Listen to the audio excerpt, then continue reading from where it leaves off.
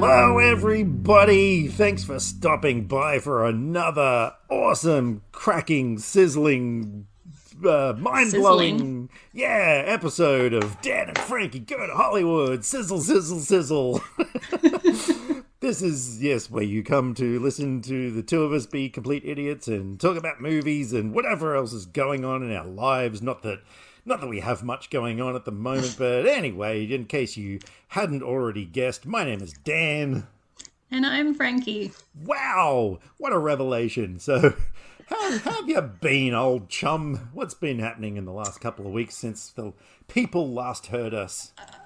Not a lot, but yesterday I played Beat Saber again for the first time in months. I think it may have even...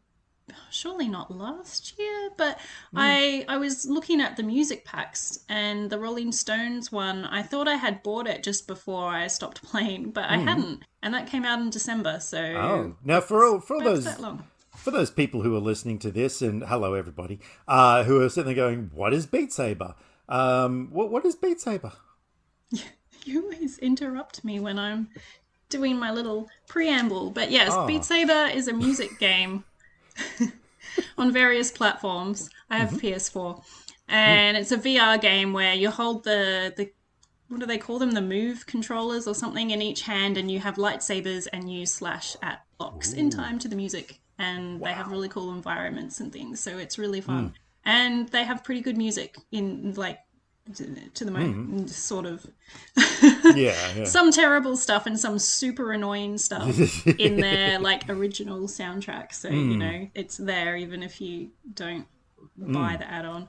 But yeah, so I added the Rolling Stones, and I added there's a new Linkin Park Mike Shinoda one. And I don't know recent Linkin Park or his solo stuff, but I listened to a few tracks, and of course they sound great, so I got that. And I got a couple more songs from the electronic pack to go with our Rockefeller Skank and the freestyling. And I even got a Lady Gaga song. Did you? Yeah, because I was checking out the new stuff, and then I was just looking around, and I remember there was the Billie Eilish pack, and I was like...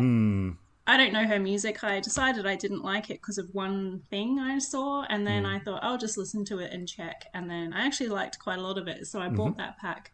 So I was like, maybe it's the same with Lady Gaga. All I know, I've heard bits and pieces.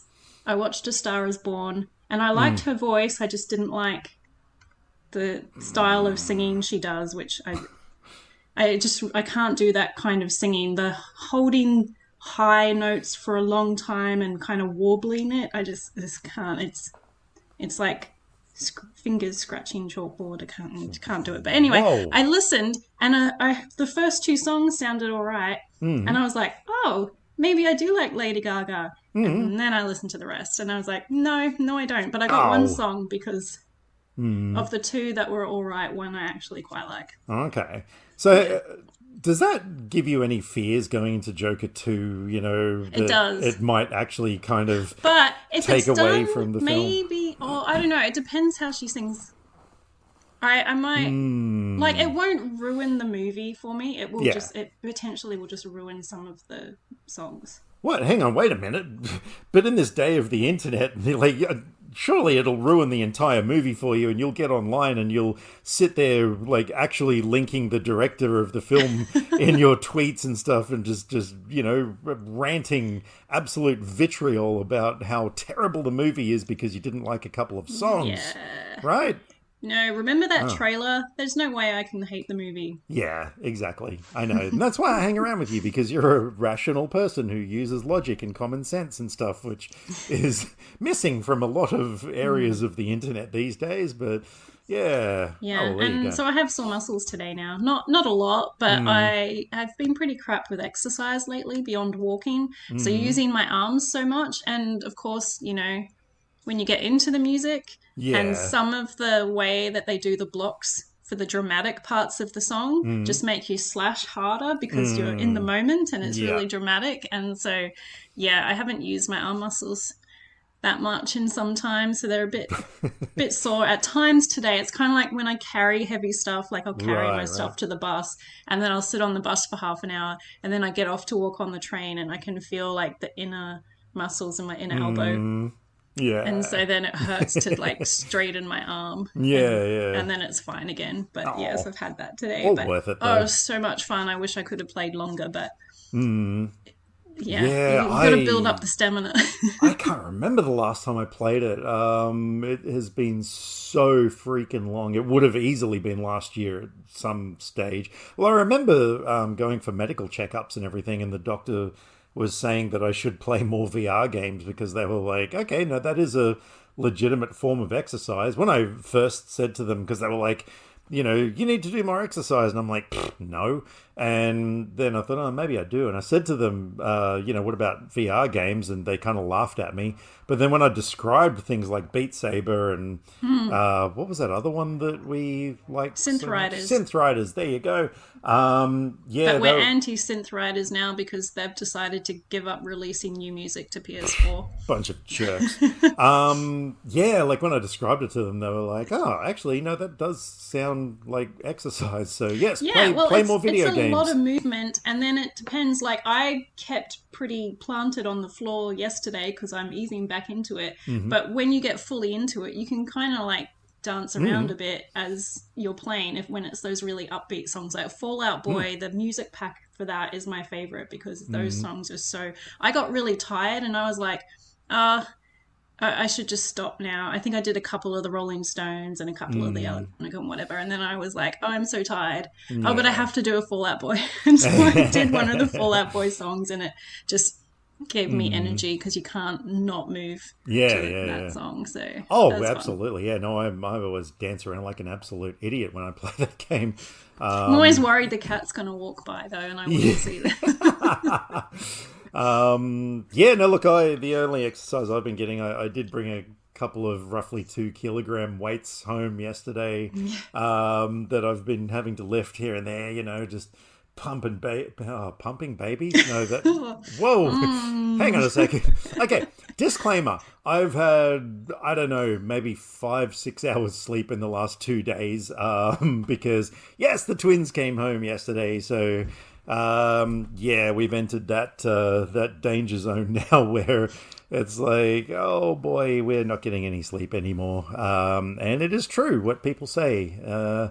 Through all hours of the night, you get requests from the little ones going, hey, I'm hungry again. It's like, okay, no problem at all. Here you go. Here's an entire bottle now. Off to bed. And then it's like, no, I still want something. I don't know what it is, but I want it. And it's like, oh my God. Okay. I mean, I'm not, hoping for like a coffee table situation or anything like that yet, but it is a little frustrating. So yeah. And no, that's not a spoiler. You it's read not. my mind. It kind of is. I saw your face. No, it's not.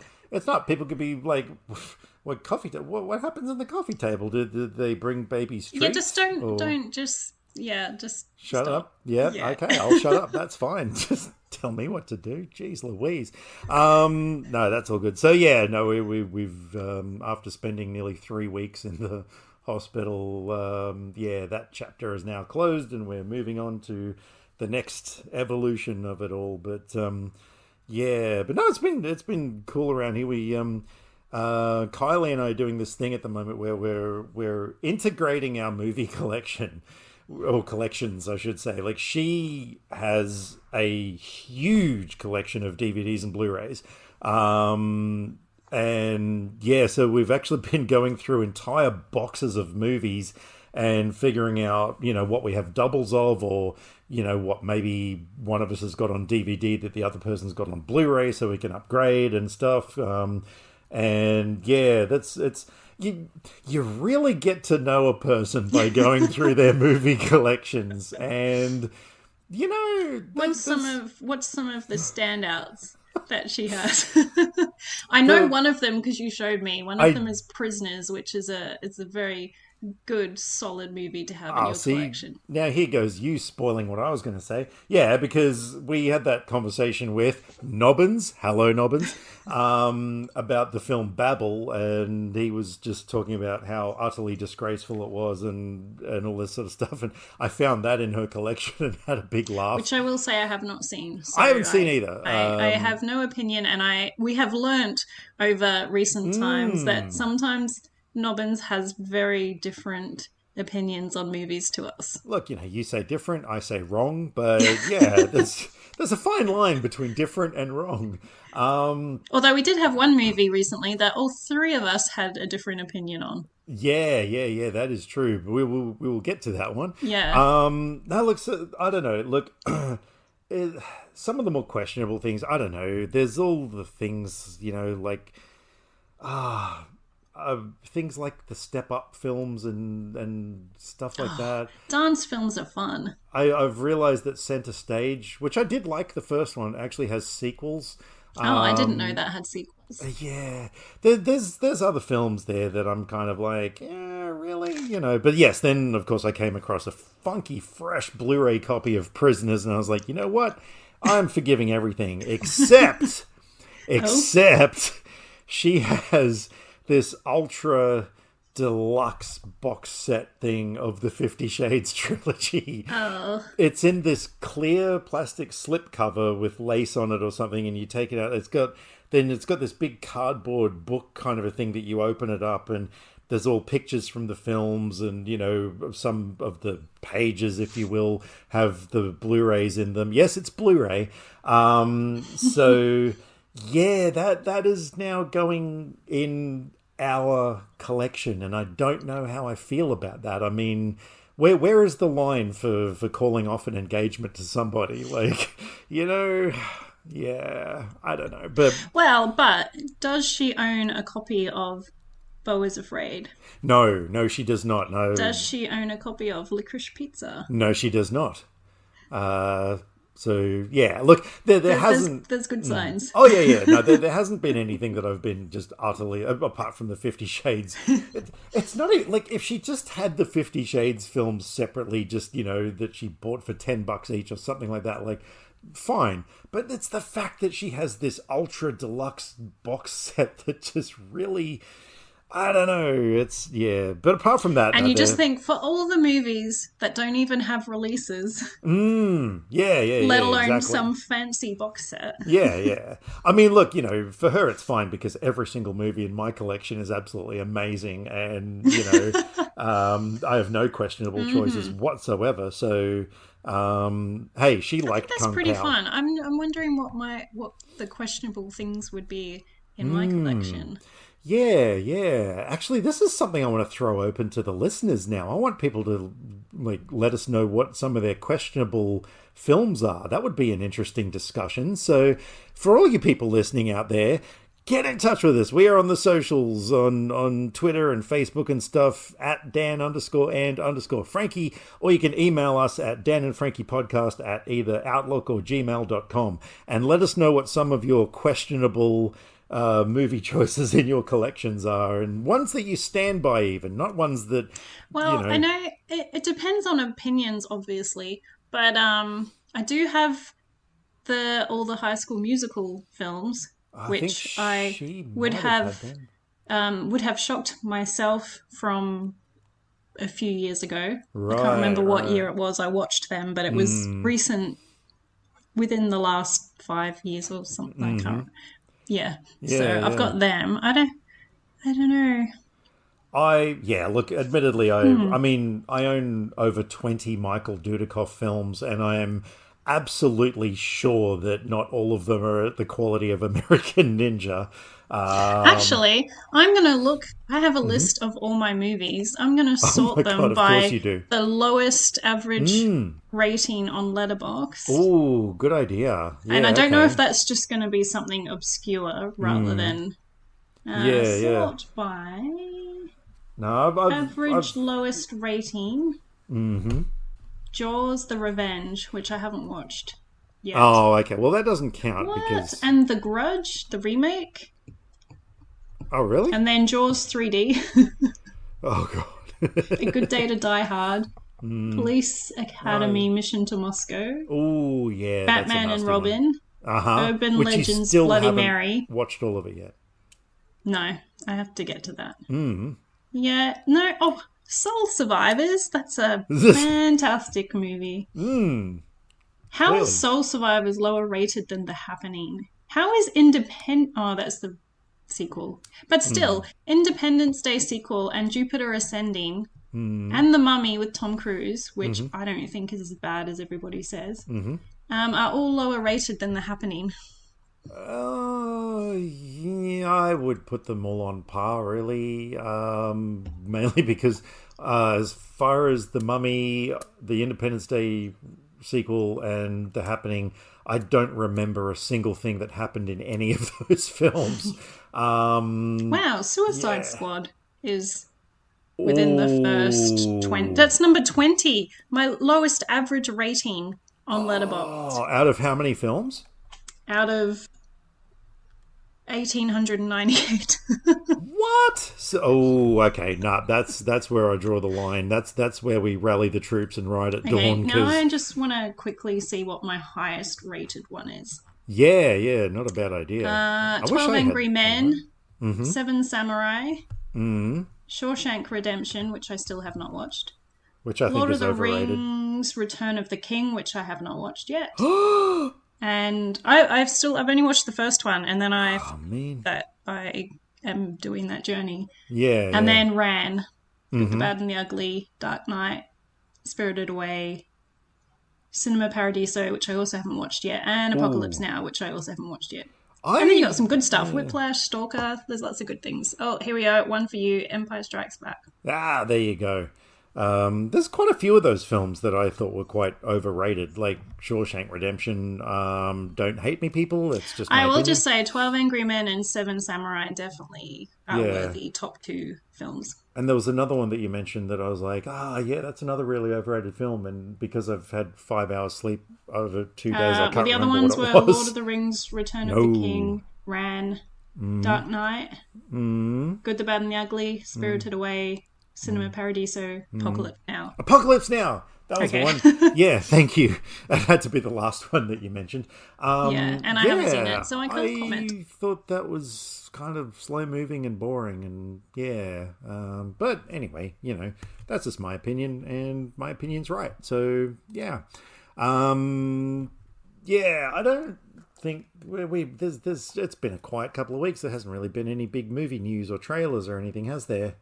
I don't think so. I've seen a bunch of trailers, but I don't think there's been any massive ones, because I think Longlegs we talked about last time. We did talk about that last time, yeah. I'm trying and failing to not be super excited about that, because you never know, do you? It's Osgood Perkins, and I mean, his February, which is the Blackcoat's daughter in other parts of the world, is one of my favorite films. And then the what is it? I'm just gonna make sure I get all my titles right. Yes, I'm the pretty thing that lives in the house. I really liked that. I know a lot of people were not so into it because it's a slower film, but it had really good atmosphere. And then Gretel and Hansel was my least favorite, but is still a good film. And plus it's, Micah Monroe and Nicolas Cage. The trailer, while it gives more of the plot, it still doesn't say much at all. So, which we like. Yeah. So I can't help but highly anticipate that, but I am remembering the Beau is Afraid situation. Yeah. And that worries me. Yeah. So I'm hoping that it's not going to be a repeat of being a massive disappointment. But, I mean, it's looking good so far. And I don't believe people on the internet, but I saw a couple of early reviews before I decided to stop looking that sound really good. But that's happened for other movies. That are not really good. So Yeah. Or not as much as people say. In terms of the history of cinema, what would you rank as some of the biggest disappointments that you've ever had? Like in terms of what you were expecting to what you were delivered. Overrated films. Damn it, I hate that you got a list for everything as a... Well, no, I'm just sorting my watched ones by my lowest ratings just to help, because I'm bad at thinking of things on the spot. Right. I know that The Graduate I thought was really overrated. Okay. I didn't like it. Mm-hmm. Same with Deer Hunter. Yep. That I liked the first half more than the second half, which apparently is a minority opinion, just like not liking the film. Not a huge big classic, but Better Watch Out is one of the... That makes me angry. It's one of those films that makes me so angry. And I don't know if I still have it because I was determined to throw it in the bin. That's how much I hated it. Wow. The Social Network, which that's one that I can objectively say it's a good, like, well-made, good movie, but I hate it. So. But it's got a smashing Trent Reznor and Atticus Ross soundtrack, and we love every film that's got a soundtrack by those guys, right? We will get into that soon. I don't know that I have any other... I still think... Just looking for other big ones. For me, for me, the absolute biggest one ever, and it was kind of the turning point in my life that made me understand that trailers do not always give you what is promised, was the first Tomb Raider with Angelina Jolie. Because I remember seeing the trailers for that film and just thinking to myself, oh my God, this is going to be the biggest action film in decades. Like, this is going to be female Indiana Jones level stuff, because the trailers look really good. And then, of course, went and saw the film, and I just remember walking out just thinking to myself, my brain was conflicted. I was like, because there are moments in the film that were good, but overall it's rather crap. And then there was, of course, I'm this huge Tomb Raider fan. I'm walking out, I'm just like, it was good. It was, and that just really made me kind of think, okay, trailers aren't always going to be, able to be relied upon as to what the film's going to be like. And that was a turning point in my life. Another one for me is Paranormal Activity. Oh, I know everyone loves that, but I just thought it was pretty boring. Yeah, fair enough. I loved that film so much because it was just so, like, I'm a really big fan of minimalist films, when you've got just a couple of characters, one location, and some really clever effects and stuff. It's interesting that you say that. Oh, is it now? Yes, because one of the movies I really like that I would describe in that way is Last Shift, because it's just the girl in the station and she's on her own and there's just creepy stuff happening. It's not like full-on scares, but it's just like creepy stuff. And so I found that really effective and really liked it. And I remember I told you, and you and Kylie watched it straight away, and both were not impressed. Okay, let me revise my list. Minimalist film with few characters, one location, cool effects, and a compelling story. How is... That's not a compelling story. It's just like a camera in a house. Oh, is not. There was much more to it than that, and it's been that long since I've seen it that I can't really confidently tell you what it was, but shut up, there was. No, because there was stuff there was the sister of the main female character. I remember she was somewhere, there was a family history thing or something going on or something. Look, you are making me sound like I have no idea what I'm talking about, and I don't appreciate that. I haven't bothered remembering much at all. I just remember the night vision of the woman getting up out of bed during the night and doing stuff or something. I don't know. That's like a time when something actually happened. But that was a slog, and so I haven't watched any of the sequels because of that. So, but you've got to get yourself a Blu-ray copy of Paranormal Activity 2, because yours truly is on the special features. That's right. There was a thing where they had some internet thing where fans of the first one could like submit a photo of themselves and be featured on a thing. And so there was just this thing where they just flashed by like, I don't know how many, there was dozens of pictures of us fans or whatever. And I remember being on there. So yeah, there you go. Do you own that Blu-ray? Of course I own that Blu-ray. Well, then I can just borrow it and watch the special feature. Why would I want to add it to my collection for that? Because it's awesome. I've got the first one as a steelbook. That's how great it is because it was steelbook worthy. The second one, hang on. Now I'm second guessing myself. Maybe it was the first one that I was on the special features. Look, I don't know. Either way, I'm really famous, and that's the whole point of what I'm trying to say here. But speaking of movies, we've had 2 whole weeks. Oh, can I ask you something? I meant to interrupt you before when you were talking about 50 Shades. Oh yeah, no, you should always interrupt me because I talk too much. Yeah. Well, I forgot because the conversation went on to other places. But, sure did. I last minute put together a fun FMK for you just because, you know, we did that before. So I thought, why not do another one? But I'm not prepared for this. Okay, no, that's come on. Bring it on. Okay, who you got for me? Dakota Johnson. Oh, kill. Sydney Sweeney. Oh, kill. And Kaylee Cuoco. Oh, kill! No, actually, hang on. No, don't kill her because she's Harley Quinn royalty. Why have you done this to me? Why? Because you don't give me nice ones. Why would I give you a nice one? Okay. I've got it. Yep. This is okay.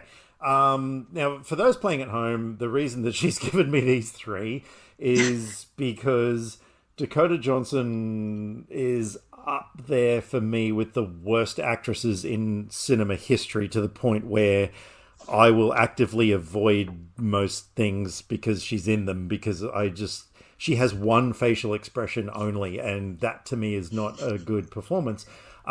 Sydney Sweeney, where do I start? You've mentioned her before. Yeah, aside from being face. A crap actress, okay, let me put it this way. I changed my son's nappy the other day, and what I saw inside that was more attractive than Sydney Sweeney. That's how I feel about her.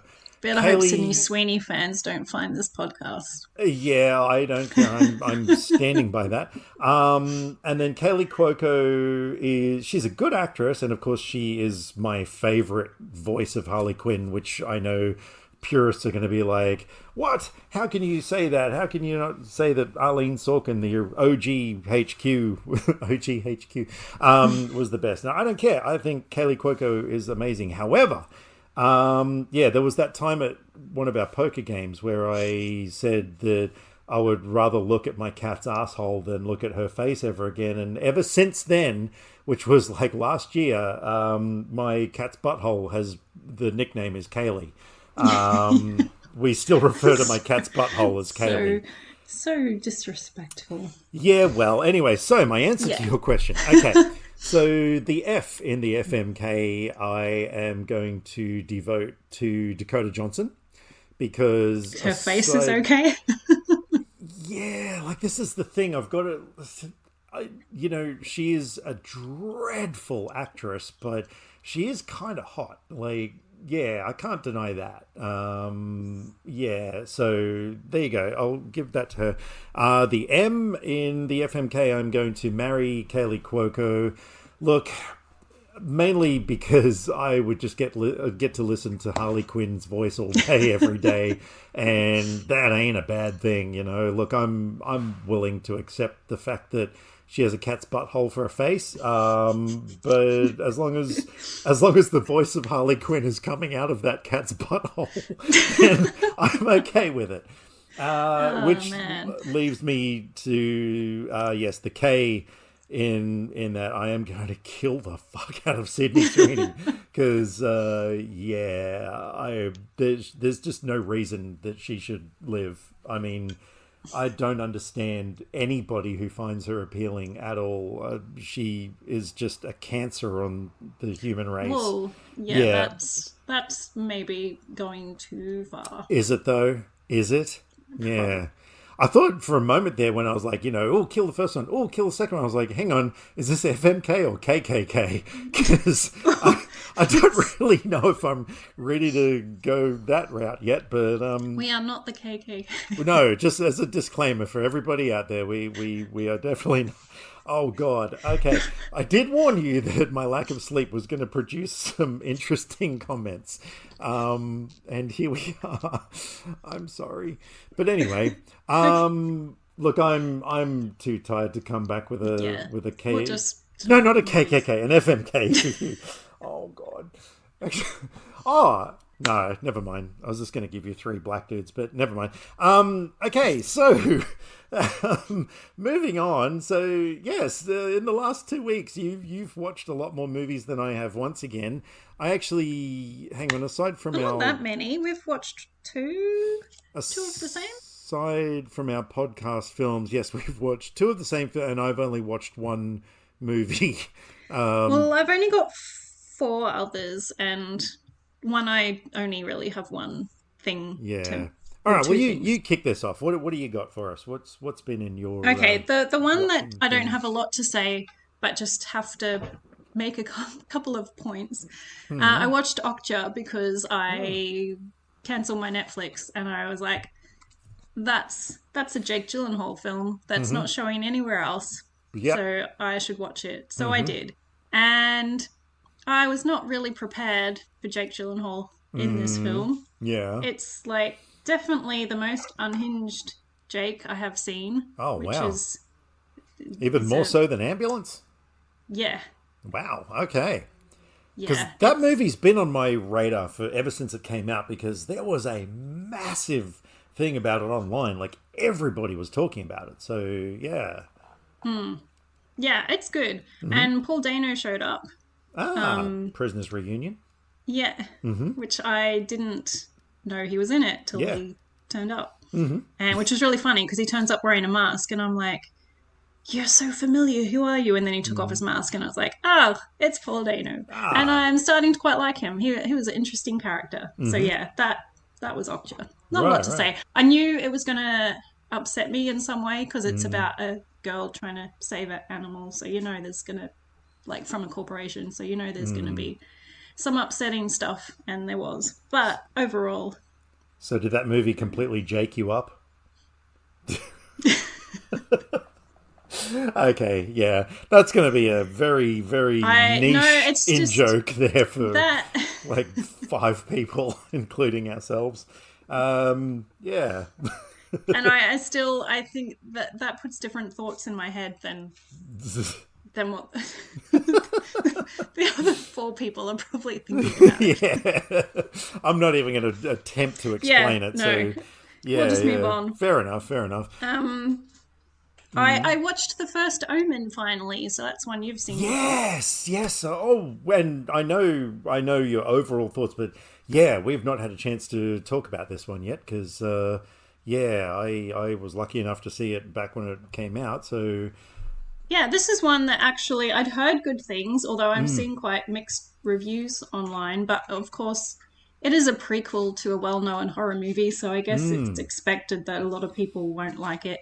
But I thought it was really good. I thought it looked so much like it was from the 70s, which was really well done. And yeah, it was just that I had hoped it would be good, but it's like in the running of it's in my top 2 of the year so far, which awesome. That makes me so happy. Which I didn't expect it to be that good. So that was really good. I've not rewatched it yet. I've been meaning to because, oh man, I love that film so much.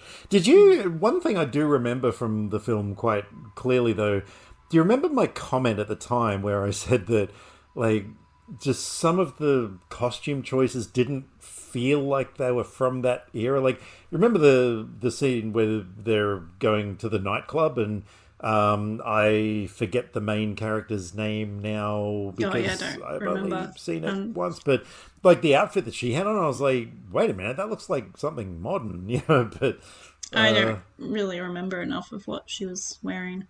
Yeah, I do because she was hot, but that's just me. But anyway, but no, overall, yeah, it's such a great film. Yeah, no, I'm very, very glad that you watched that. I just realized there was one other film that I have watched over the last 2 weeks that, actually, hang on, that's three no, those were the two films that we've seen mutually. There is one other film that I have seen though.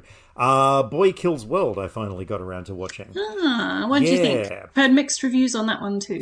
Yeah, I'm leaning more towards a good time with that one. But the main thing I think I'm seeing is good but not great. Yeah, that's 100%. I don't think it would have been anywhere near as much fun if it hadn't been for the voiceover of, is it H. John Benjamin? Here we go. This is where I don't do research. And yes, it is H. John Benjamin, who was the voice of Archer. Have you seen Archer, the animated series? Oh, man. So he's like this secret agent type guy, but he is just such a dry, sarcastic prick of a man.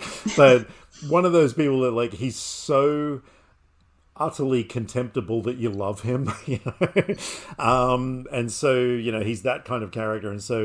And he's just got such a distinctive voice. And so having his voiceover in this thing, for us Archer fans, it was like, oh yeah, I'm totally on board. I did hear online, apparently at early test screenings, it was Bill Skarsgård as the voiceover. Oh, yeah, and then they changed it and got him in instead. Oh yeah, no, I'm glad that they did, and and it was really good. They actually featured it in a way that there was a really good reason why that voiceover was throughout it. I did notice, like, I was interested. I've been doing this thing a lot with Letterboxd lately, where I go to like the highest rated and the lowest rated comments to see what the extremes are, and so many people are complaining about the voiceover in this film. And what, just that a voiceover exists? Yeah, that it's like done to death or whatever. But it's like, well, no, because the character is a deaf mute, and so I thought it worked really well. Like, it would just be like a silent film if you didn't have a voiceover. But there was one really great gag, and oh my god, I don't care how many times it played out in the film, it was funny every time, where there's, because he can lip read people, so we're hearing the other characters' voices because it's what he is interpreting. But there's this one character that for some reason he can't lip read him properly, and so the guy just, it's not gibberish, it's actual English words, but just random words strung together, like kitten, blender, coriander, canoe, something like that, and so of course Boy, the main character, he's just kind of like, what? But then every now and then his mind goes to, you see an actual scenario created around, so for instance with that nonsensical thing, you'd see like a scene of a canoe going down a river with a kitten and a blender in it with coriander, because he's trying to imagine what the guy's saying. And that joke alone was like, oh man, so good. Yeah, that sounds fun. It was fun, yeah, but I thought Jessica Roth was underused. Ever since Happy Death Day, I just think she is one of the most gifted actresses working in Hollywood today. I love that woman's work to death, but yeah, she was okay, but not really that big a standout kind of thing. But no, look, it was good. I would probably buy it if it was discounted. Like, I'd definitely watch it again. It's yeah. So yeah, it was alright. I gave it 3.5 stars. That's not a bad score. That's pretty good. It is pretty good, yeah. What else you got? I did a rewatch recently of the movie Suburbia, which is the Richard Linklater one. Yep. Because that is such a hard to find movie. I think that's one that I had dubbed onto a tape from the video store, and I had that for years. And even as recent as last year, I think I went looking online because there's no physical release, and it wasn't even available to rent digitally or anything. Wow. But now it is. And so Yay! I watched it again, and it's so underrated. I don't know if it's because it's a movie that Linklater didn't write himself that people aren't so into it. But it's just set in the 90s, kids hanging out at a, well, not kids, they're like recently left high school, hanging out by a convenience store, just drinking, talking bullshit, and that's the movie. And it's kind of like the opposite of Dazed and Confused, because Dazed and Confused is like happy, good time, and this is a bit more like cynical and dark. Yep. But it's still really good. It's got Giovanni Ribisi, and this, I'm trying to think if this is the movie that introduced me to him. Oh, okay. I'd have to look up his other films, but possibly this was the one. I really like him. He's one of those actors that he doesn't come to my mind if you ask me to list my favorite actors. But every time I see him in something, I'm like, it's Giovanni Ribisi. And it makes me really happy. So, and Nicky Cat is in this being like super hot. So, cool. I don't think I'm pretty sure I haven't seen Suburbia. I know I should have seen Suburbia. We've talked about it before. Thank you. Yeah, we've talked about it before. Yeah. And I know I should have seen it and especially because I remember around the mid-90s when Clerks came out and everything, and I became obsessed with Kevin Smith. Like, he would quite often talk about that film. And so, at the time I was like, oh my God, I must see that. Yeah, I saw a review on Letterboxd that someone called it the sad Clerks. Yeah. Something like that. Right. Well, speaking of 90s films, the only other film that I watched that we didn't see, well, I was going to say together, but we didn't watch anything together because you live elsewhere. I'm rambling now. No, I rewatched Billy Madison. I know. I am sometimes a glutton for punishment. But no, it had been a very long time since I'd seen it, and I think the reason why it popped into my head was because on occasion Kylie quotes that line from it, "Stop looking at me, Swan," which, I forgive her. It's okay. She has prisoners in her collection, so... That's her, like, get out of jail free card. It is, totally. Oh my God, she could, like, murder my whole family and everything, and I'd be like, why have you done this? I don't know if that would be the sort of thing I'd say, but... and then she'd be like, just hold up that Blu-ray, she's like, prisoners, bitch. I'd be like... Yeah, all right, then let's watch it after we go to their funerals. So, what? I don't know. But yeah, no, look, I watched that, and it's, oh man, I just don't understand the appeal of that film, because whether you like it or not, you can't deny that it has a big cult following. And there are moments in the film that were...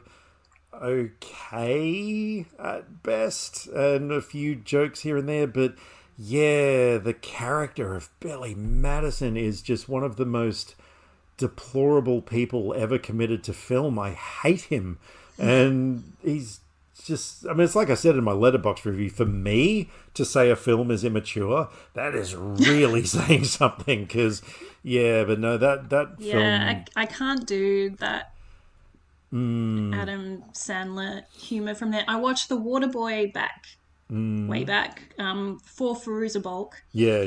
And then I think I've seen parts of the one with the kid. Oh, Big Daddy? Yeah. Yeah. And I've seen part of maybe Happy Gilmore. See, Happy Gilmore is the exception. That was... But I didn't finish either. I think one was just on TV, and one I maybe started watching and turned it off. I just can't.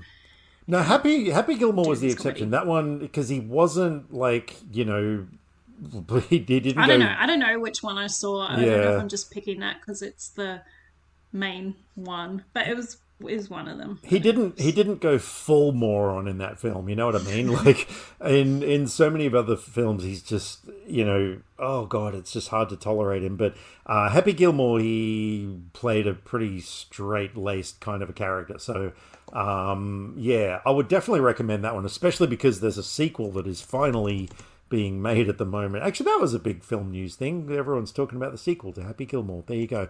But yeah, no, Billy Madison, that's probably the last time I'll ever watch that in my life. I think if my kids grow up and they're ever like, oh, Dad, can we watch Billy Madison? I'm just going to punish them and send them to their rooms without any dinner, just for even mentioning it. So, yeah. Nah, not really. But anyway, what else you got? Yeah. Well, the last one I watched before the ones we both watched is one of my favorite discoveries of the year. It's called Bait from 2019 by Mark Jenkin, and he's the director of. Oh, I forgot to research. I heard on a podcast that it's not said how everyone's been saying it. That Enys Men, I think it's actually pronounced ENYS Men. Okay. Came out last year, I think, and it's been on my watch list, but it's not out here yet. Right. But Bait is his last film, and I was browsing the Invader Records website and saw the soundtrack score there, and it looked interesting. And then I listened to it, and it sounded interesting. And then I saw that it was the director of that film in my watch list, list rather. So I decided to give it a go, and I did not realize what I was getting into with this film. It's somewhat experimental. He films on a Nokia old Bolex. A Bolex camera. Yeah. Hand cranked one, which means that it has that look 16mm, and of course it doesn't record sound. Yeah. So all the sound for the movie is like dubbed and post.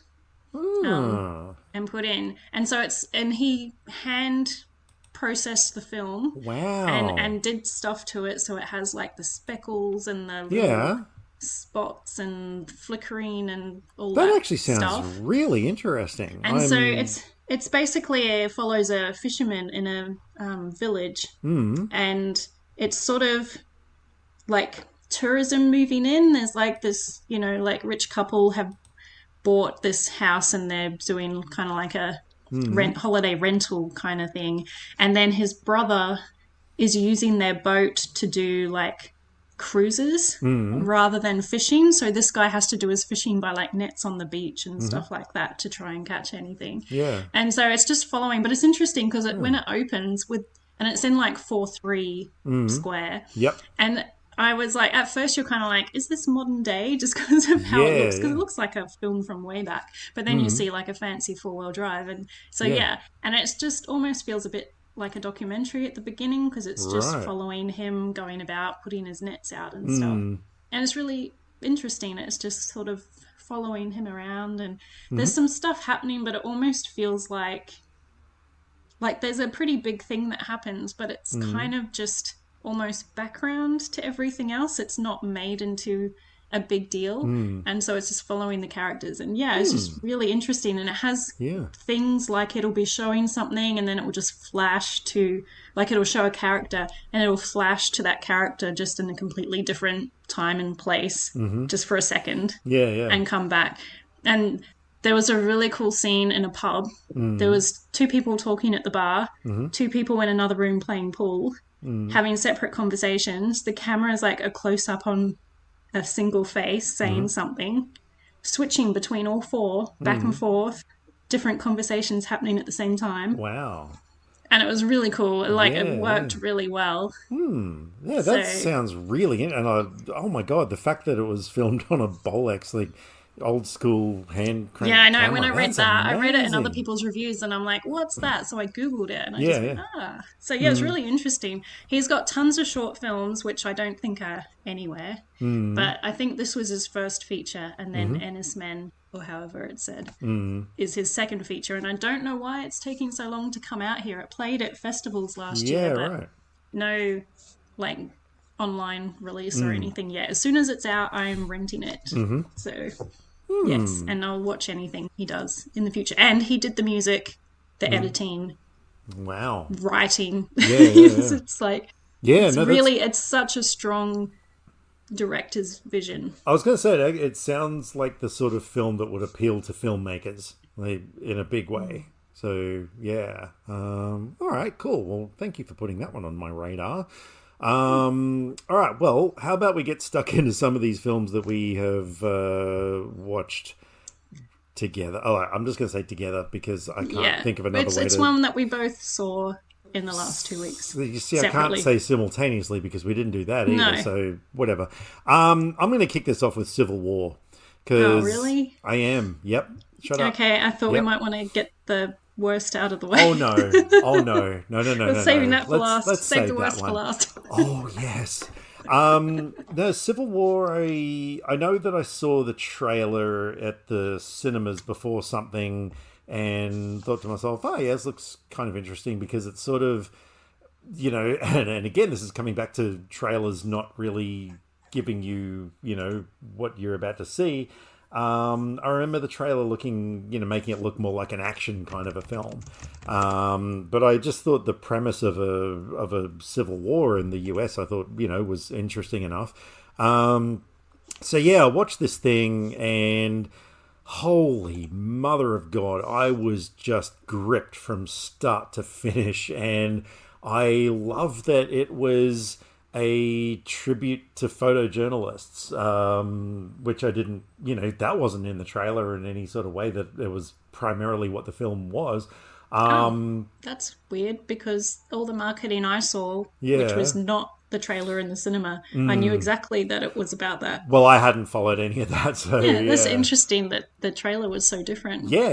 No, it made it, like I said, more like an action kind of a trailer, and of course, you know, it showed a lot of the Jesse Plemons scene, which, you know, it's like 15 seconds and it's done. I was like, oh, I know, wow, and I kept seeing images of him online, and everyone was really going on about that scene, and I was really scared I would see what it was, because I'm like, oh, this is a big deal. I can't wait to see what that scene is, and yet luckily it wasn't spoiled, so I got the full impact when I watched it. Yeah. No, I thought it portrayed like a really the grim realities of and the horror of war. Like it really kind of brought that to me. And I know this is just my personal experience with it.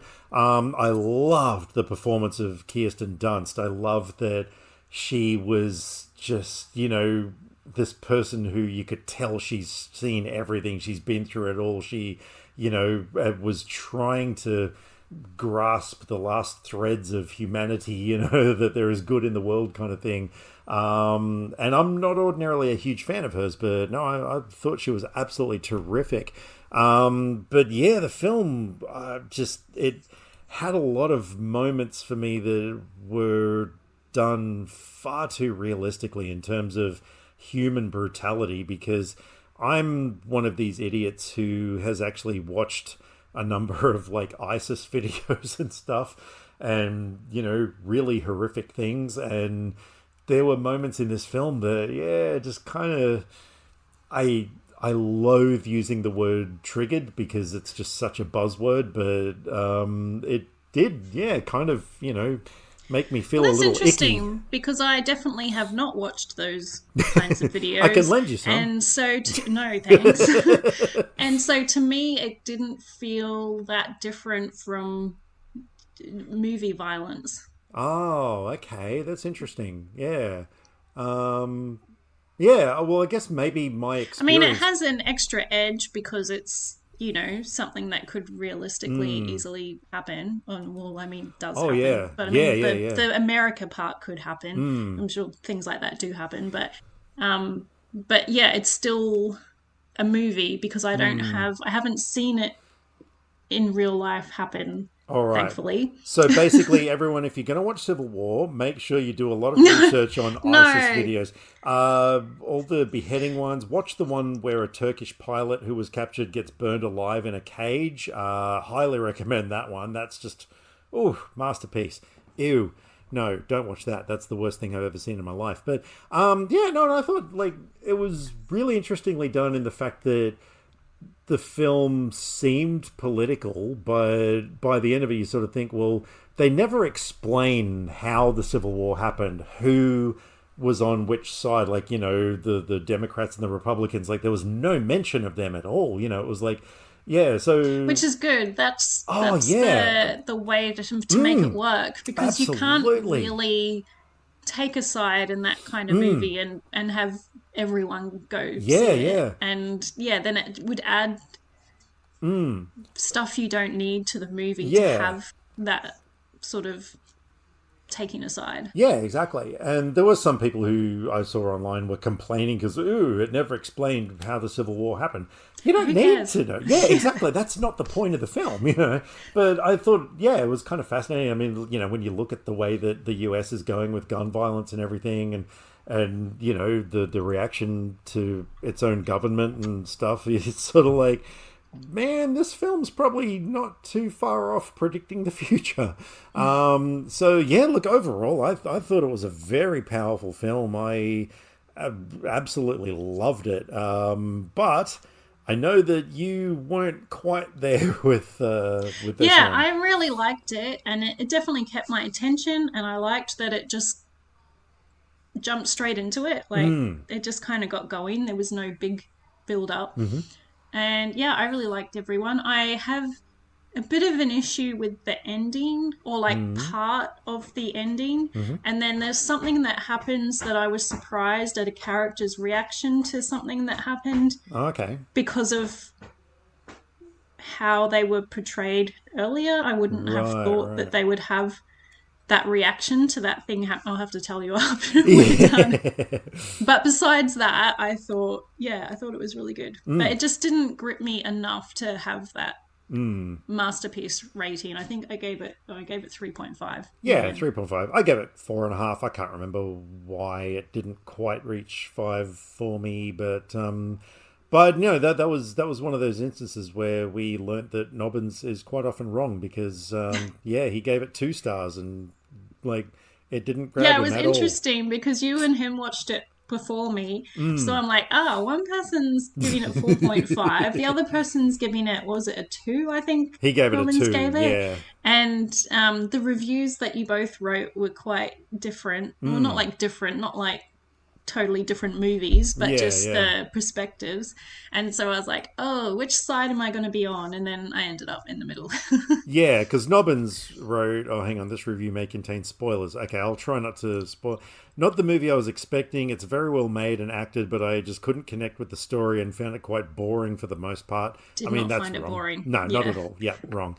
Although it's portrayed as a political statement and an action movie, it is actually a mostly quiet movie about the relationship between media and the things they are covering. Correct. Politics are not what interests Alex Garland here. The Civil War in the title is a cipher and could have been any conflict. How does that review contain spoilers? Yeah, I don't think it does. But anyway, so that's what Nobbins thought of it.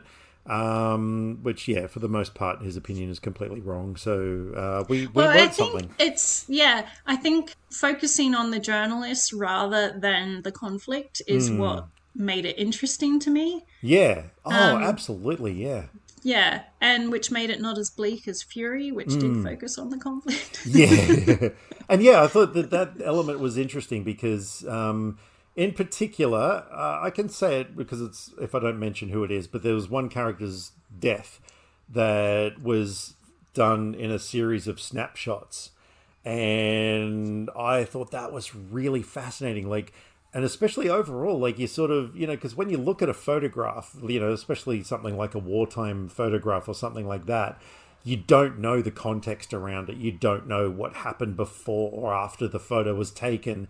And so there was a lot of that stuff that just really fascinated me throughout the film. It was also an interesting story because Kaylee Spaney's character being the newbie who wants to get into it and is tagging along with these seasoned ones that know what they're doing and stuff was an interesting way to do the story. So you've got both the new and the guys have been doing it for a while. Yeah, exactly. Yeah. So solid film. What else did we watch? Well, I can be thankful. I almost saw this movie at the. Well, see, I was never going to watch this movie, but it got lots of rave reviews, It did. and I read reviews that sounded like they were talking about two different movies. Yes. And so this is challenges. So some reviews made it Yeah. sound like it was a tennis movie, and some reviews made it sound like it was about this love triangle and relationships. That it was soft And porn, yeah. yeah, and so I was like, well, I do like a good sports movie. And I thought about going to see it at the cinema one day because it was playing on when I had a half day at work. It was Right, playing right. at a good time. But then I found out that Event had raised their prices to 18.50. Jerks. And that's ridiculous for any movie, but especially for one that I wasn't sure if it was going to be the movie I thought it might be. And oh, I'm so glad I didn't go sit in a cinema.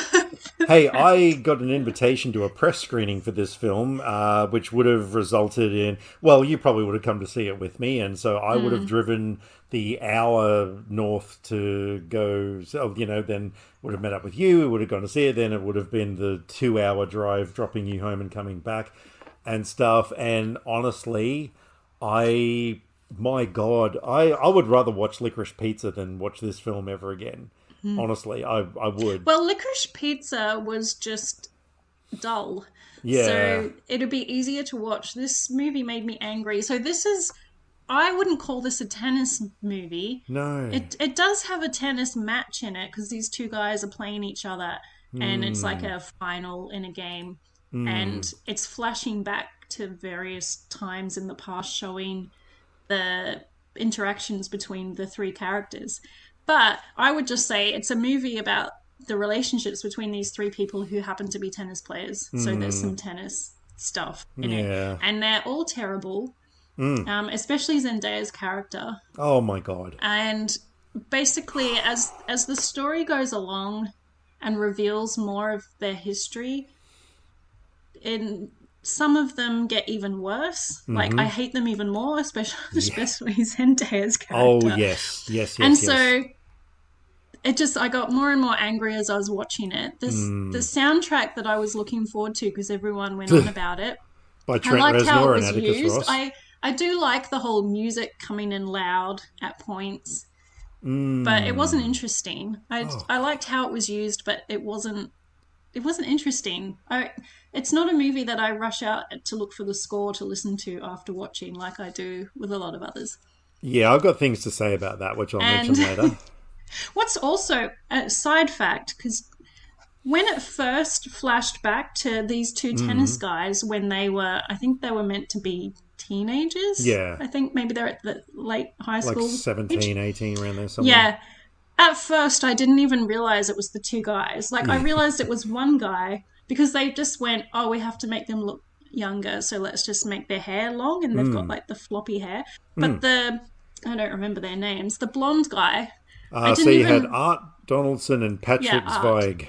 When I didn't realize that was Art at first because he looks so different when he has long floppy hair compared to how it is in his older set. He looked a lot better when he was younger. Yeah. But yeah, it just I didn't like it. And it got slightly, there was a thing you find out right in one of the final flashbacks that did actually get me interested in how that related to the present, and then something that happens, and that made me really happy. And I can't. Was it the I wish I could explain. the signal with the tennis ball? Yeah. Because when you'd seen something in the flashback, it kind of just it's a I throwaway can't really say, kind of a but comment. yeah. But yeah. And then a thing happens, and then I was like, sort of. I got really invested in the game then because there's a reason to make you get invested. But and then you get to the actual ending, and it's like, yeah, oh, the fuck. actual ending Oh God. was so bad, and so I just, I mean, yeah, It just rendered the preferred. entire film pointless, didn't it? Like, you get to that, there's no conclusion to the story, so it's like, well, why have I been on this journey? Yeah. Yeah, look, as you know, I'm not a huge fan of sports films, but I just thought, look, everyone's talking about this film, so naturally that gets me intrigued. And Zendaya is in it, so I thought, like, I don't care how bad the film gets, at least I've got something pretty to look at. I just wanted to punch her in the face and smash a tennis racket over her head by the end of it. And I've just realized I quite often come across as a very violent person. I hope everyone realizes when I say things like that, I do it for comedic effect. And it is, I don't really, like, if I actually met her in person, I'd be like, what a successful career you have. And don't you look nice in that dress? But yeah, so I started watching this film, and one of the first things I noticed was the goddamn music. Trent Reznor is, one of the greatest human beings alive. And ordinarily, I find his soundtrack work is phenomenal. But this was just this obnoxious, whiny, bratty, sort of pseudo-techno kind of music that... And especially that one track that just had this annoying female vocal going, yeah, yeah, yeah, yeah, yeah, yeah, yeah, yeah, yeah, yeah, over and over again. Which I looked at the actual track title of that is Yeah times 10. It's like, oh my God, really? So I actually, only a few days ago, I thought to myself, look, I'm going to, like I said, I'm a glutton for punishment. I'm going to have a listen to the soundtrack as a standalone thing on Spotify. And, just sort of see if I can distance myself, because maybe the music on its own is not too bad. So yeah, I'm listening to this thing and I'm just like, nah, I just wanted to shove things into my ears and just make the sound go away. The music, yeah. If I hadn't seen the film, I might have appreciated it more, but it was just giving me PTSD flashbacks to that film. I know when you told me you did that, I was like, oh, maybe I should do that. And then I just was like, no. Good. Maybe in a year. Yeah, maybe. Yeah, that film, like I said, yeah, it was pointless. And that's not a tennis pun, by the way. I thought the script was absolutely terrible. The characters were there was not a single person I liked in the entire film.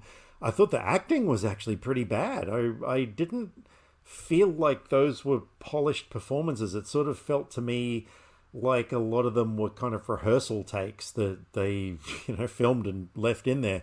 I thought the editing was bad. The directing was bad. Everything was just horrible. And I couldn't believe how bad it was. But yeah, it's like the last word, the last line of my Letterboxd review simply says, "This movie can just go fuck off. I hate it." So yeah, that's how I really feel. So yeah, there you go. That was quite a surprise for both of us, wasn't it? Yeah. Well, I yes, never expect to actively get angry at a film. Yeah. It's like The Social Network. Well, except The Social Network was a well-made movie. Yeah, that you just really say this was anything special. Yeah. It's just that The Social Network was filled with a lot of characters who were all terrible. And I mean, Jesse Eisenberg is one of my favorites. And even that just couldn't do anything for me. I couldn't wait for it to be over. Oh, and I almost, absolutely. you know what, that almost made me delete my Facebook too. The only thing that stopped me was there's some like family and people on there that's my only way to contact them. So that's the only reason my Facebook, I mean, I don't even use Facebook now except for the Messenger. That's because I hate it. But that movie, ugh. Yeah. Now, was this the one, though, that you had that phenomenon on where you watched your best and worst movie of the year so far on the same day? Was that the one? Yes, I watched...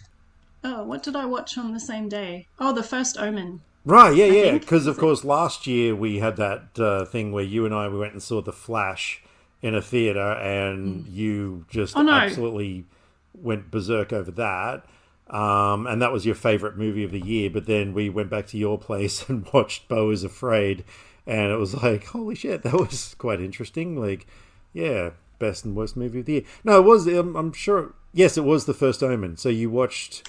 Oh, no, I've got Challenges as the day before, but I think that's because I started it and then I Ah, finished it yeah, the okay, next day, and then I yeah. watched The First Omen that night. So yeah, you've done that again, like this year. So this is becoming a yearly tradition Or for did I you. just forget to change the date? I don't know. Well, that's irrelevant, but anyway, yeah. Yeah. So yeah, that's becoming a thing for you. Actually, So I think I forgot to change the date when I was logging The First Omen. you crazy kid.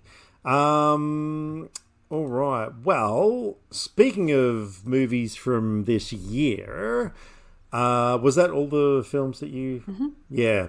So was it? Yeah, you found a thing on Twitter, didn't you? Yeah, there was a thing going around on Twitter for your top 4 films of the year so far.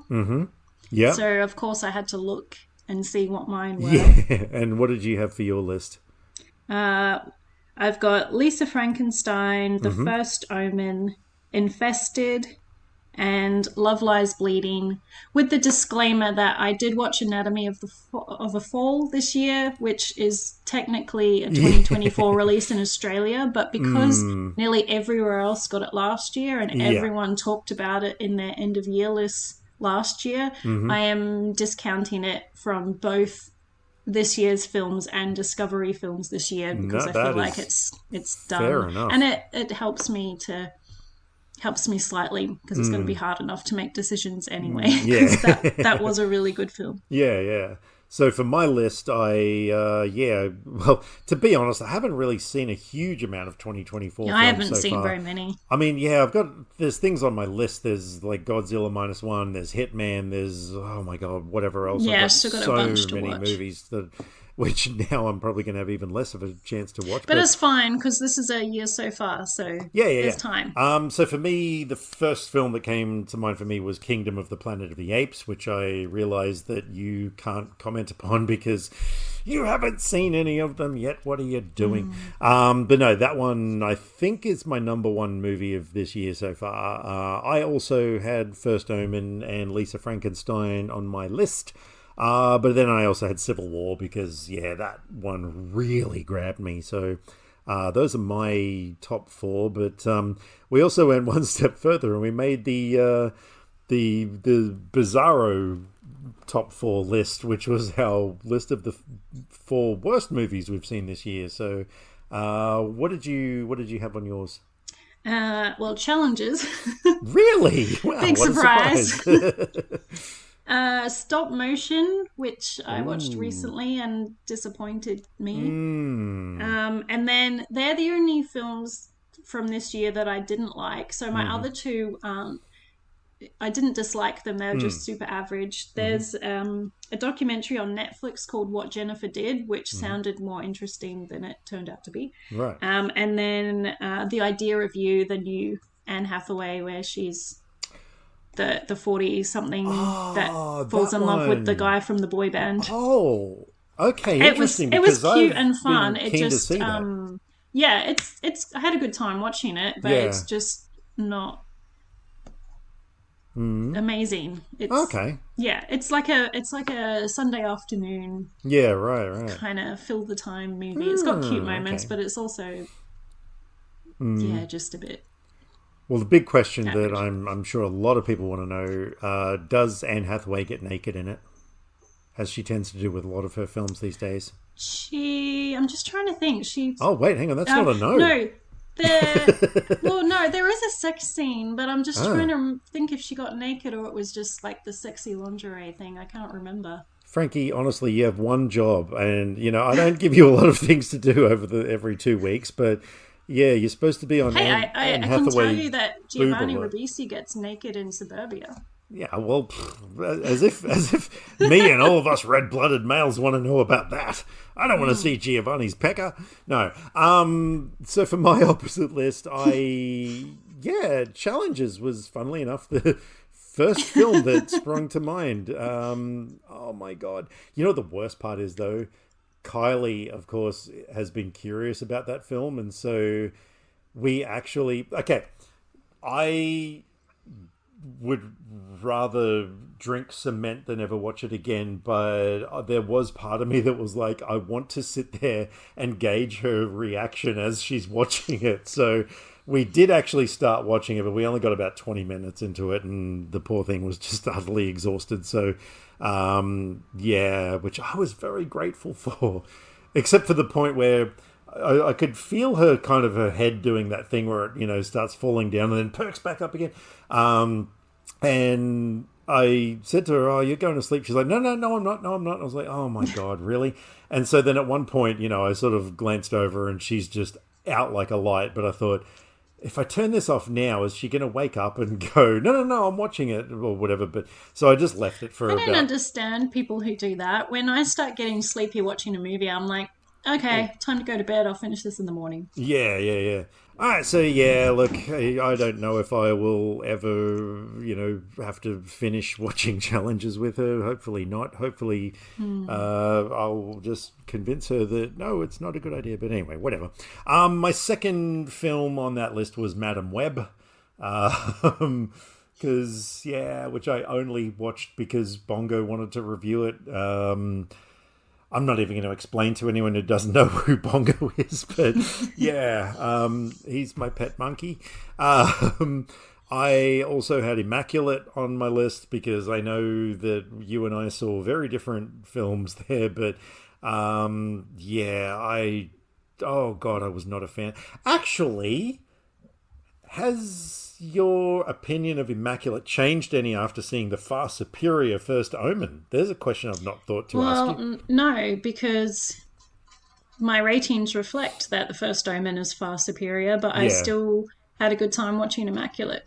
That's all right. We can still be friends. I think that at least partially Sydney Sweeney added to your dislike of that, because I know... if you're watching someone you dislike who's the main character of a film, is she in every scene in that? I read somewhere she is, yeah. Actually, that's a thought. What if that film had somebody else playing the lead, and would I have liked it more? What if it had the actress from The First Omen? Ooh. Because you know what she looks like as a nun. Oh, yeah, or like a trainee. Like a tranny. I think that... What? Trainee? A tranny, did you say? No. I didn't. You must have seen a director's cut or something, an extended version, because I did not see that scene where she became a gentleman.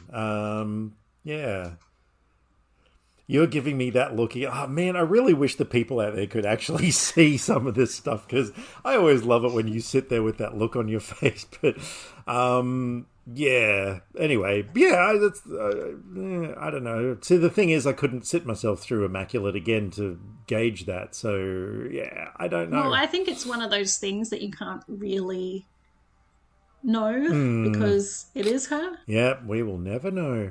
And the fourth film I had on that list, it was one that it wasn't disgusting, but I had to put Dune 2 Electric Boogaloo on that list because, I just ran out of films that I had seen this year, and I wasn't really impressed with that film. I wouldn't see it again, which sucks because, of course, I've got Dune Part 1 on Blu-ray, and now it's never going to have its companion. So I kind of feel like there's been some bit of divorce and like custody battle going on or something like that, but on my Blu-ray shelf. But anyway, so those are my four of the... But it's pretty good that we don't even have four films that we that aren't really absolutely disliked. Horrible. I had a way easier time picking four films that I genuinely loved than I had picking four films I disliked. So that's a very good point. And it just goes to show that you and I are the opposite of what the internet expects from people. Like, it's like, I hate everything. So, yeah. But also at the same time, this was just a fun random thing. I do not compile worst of the year lists because I don't care. I just like to talk about and think about the films that I liked most. Absolutely. And there is nothing wrong with that. But All right. Well, I don't know about you, but I think it's time to get stuck into our movies for this week. Yeah. Of the first one being one of the greatest films ever made, Oh no, sorry. That was episode one. Sorry, no, one of the greatest films ever made, Back to the Future. All right. So, I mean, who the hell doesn't know what Back to the Future is? But I'm going to explain it. So, yeah, very simple. A high school kid who, for some odd reason, is best friends with a crazy scientist who has invented a time machine built into a DeLorean, winds up going back into the past, for reasons, where his mum starts falling in love with him, and so he's basically got to set his history right so his mum falls in love with his actual dad in order to make him exist. And then there's the added tension of how he's got to try and get back to the future because the time machine runs on plutonium, which they don't have a great deal of back then because as they say, you can't just buy it on any corner store. Doc Brown's got to try and help him get back there and all that sort of stuff. And it is one of the best films ever made. I am just throwing it out there. It is number 5 in my top 10 favorite films ever made. What's your history with this film? When was the first time you ever saw it? When I was a kid. That's as specific as I can get because we're talking cinema, VHS. I don't know. Oh, I don't know. Okay, fair enough. Don't ask me to explore my memory. When did this come out? 85. 85, yes. Yeah, I would not have seen that at the cinema. Oh yeah, I just suddenly remembered who I'm talking to because anyway, being that I was 12 when it came out. I definitely saw it in a cinema, and yeah, you can kind of imagine the impression this film had on a 12-year-old me, which is why I just love this film so goddamn much. I think Marty McFly is just one of the greatest characters ever, and, watching it again, it's sort of like, but why is he such a great character? And there really is, he's cool because the film tells you he's cool. We don't really know much about him and everything, but I think it was Michael J. Fox's charisma, the casting of this film was impeccable. I think Christopher Lloyd as Doc Brown, nobody could play that role other than him. That was just his role. I'm pretty sure you and I are on the same page when we talk about how great Crispin Glover is in the film, right? I forgot he was in it because I haven't really? I have obviously, Michael J. Fox is iconic, so yeah, is there, but the other characters besides him and Christopher Lloyd, just don't really see them or whatever, and I haven't looked at the listing or anything. So then when his name popped up on screen, that was just a joyful moment. Right. Okay, cool. Just to me, this film is perfect on every single level as far as the filmmaking process goes. The direction is so solid. The energy in this film is just enough to power 1.21 gigawatts, which is fun because there's no such thing as a gigawatt. At first when he said that, I'm like, is he pronouncing the G as a J? Is that like gigawatt? Yeah. That's been the speculation for a long time now, and I don't like that. I'd rather it to be like JIG. Yeah. Because it's so ridiculous sound. I think the film work, the editing, the cinematography, the acting, every single facet, the costume design. I mean, Marty McFly's costume, with the red sort of puffer vest and everything is just so iconic. But the one thing that always stands out for me that just made this film soar to the majestic heights that it reached is Alan Silvestri's score. Not only the main theme, which is just like, such an iconic film tune, but every single piece of music in this film was incredibly well done, in terms of either ramping up the action or, making the tender scenes just that much more, emotional and stuff. Like, this is, I would go as far to say it is one of the best film scores of all time. Not the best, but definitely one of the best. I'm just gonna. You need to talk, because otherwise I'm just gonna sit here for like 2.5 hours rambling about this film. This was really fun. I'm just trying to think. Because I saw all 3 films when I was a kid, and I don't remember details from them, bits and pieces. I think probably the second one is the one that sticks out most in my mind. I guess because a kid in the 80s watching a futuristic. I just remember they had like the hoverboards and stuff, and that was always a big thing. And a very, very young Elijah Wood. Yeah. He had a I brief don't remember, moment. Obviously. I'll look for that when I watch the second one. There's a scene in a like a cafe or diner or whatever where 2 kids are playing like a in the future when he's in 2025. 2015. Yeah, it was 2015. Yeah, sorry. 2 kids are playing like a old school Western shooting arcade game, and one of them is actually Elijah Wood as a tiny little kid. But it was fun because that, of course, foreshadows the 3rd chapter. But anyway, I digress. Please continue.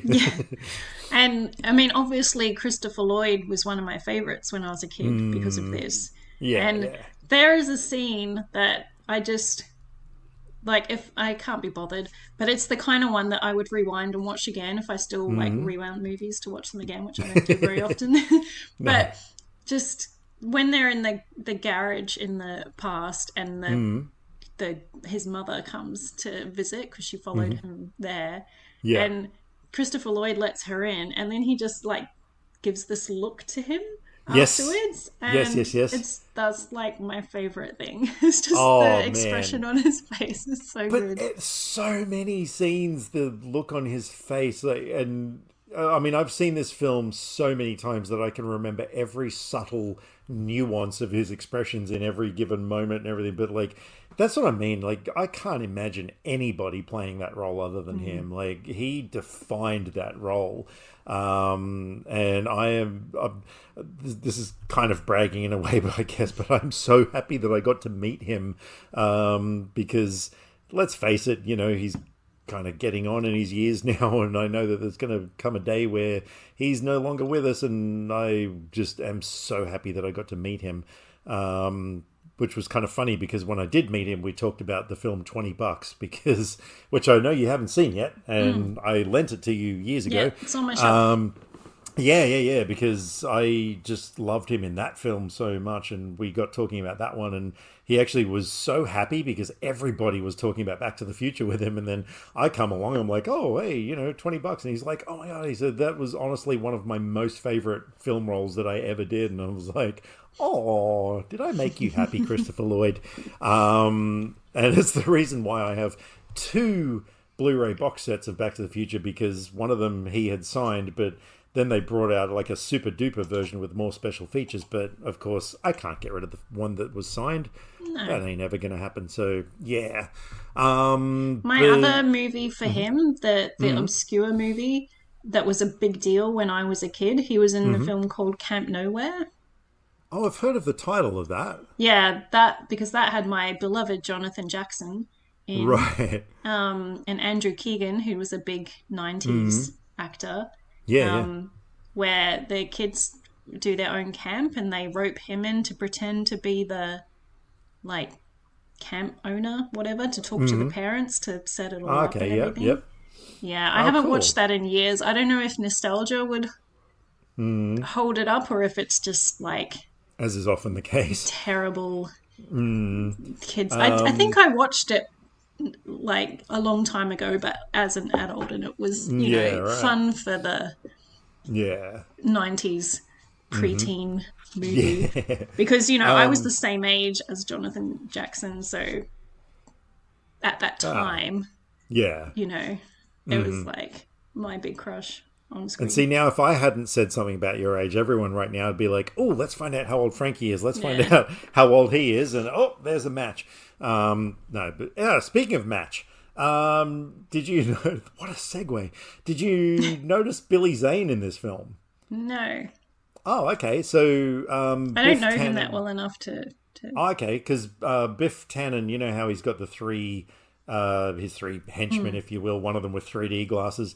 Billy Zane was one of the three, and the reason I said that is because I'm just looking up his name was Match in the film, so there you go.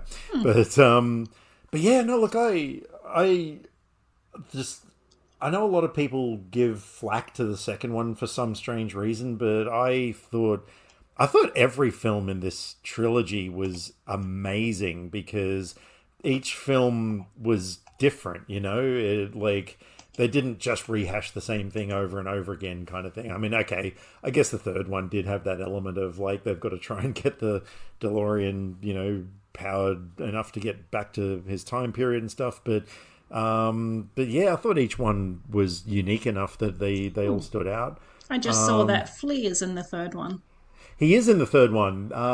When Marty McFly is talking in his living room on a big TV to one of his he's in the second colleagues. one as well.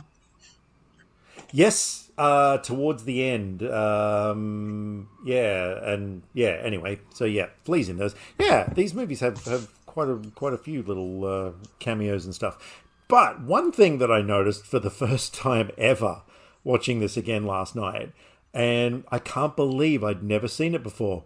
There is a huge bit of foreshadowing in the very first scene. So you know how the camera's going through Doc Brown's house or whatever, and there's all the clocks, I can't believe I never noticed it before. There is a clock designed in black and white of a clock tower with a man in a trench coat hanging off one of the hands.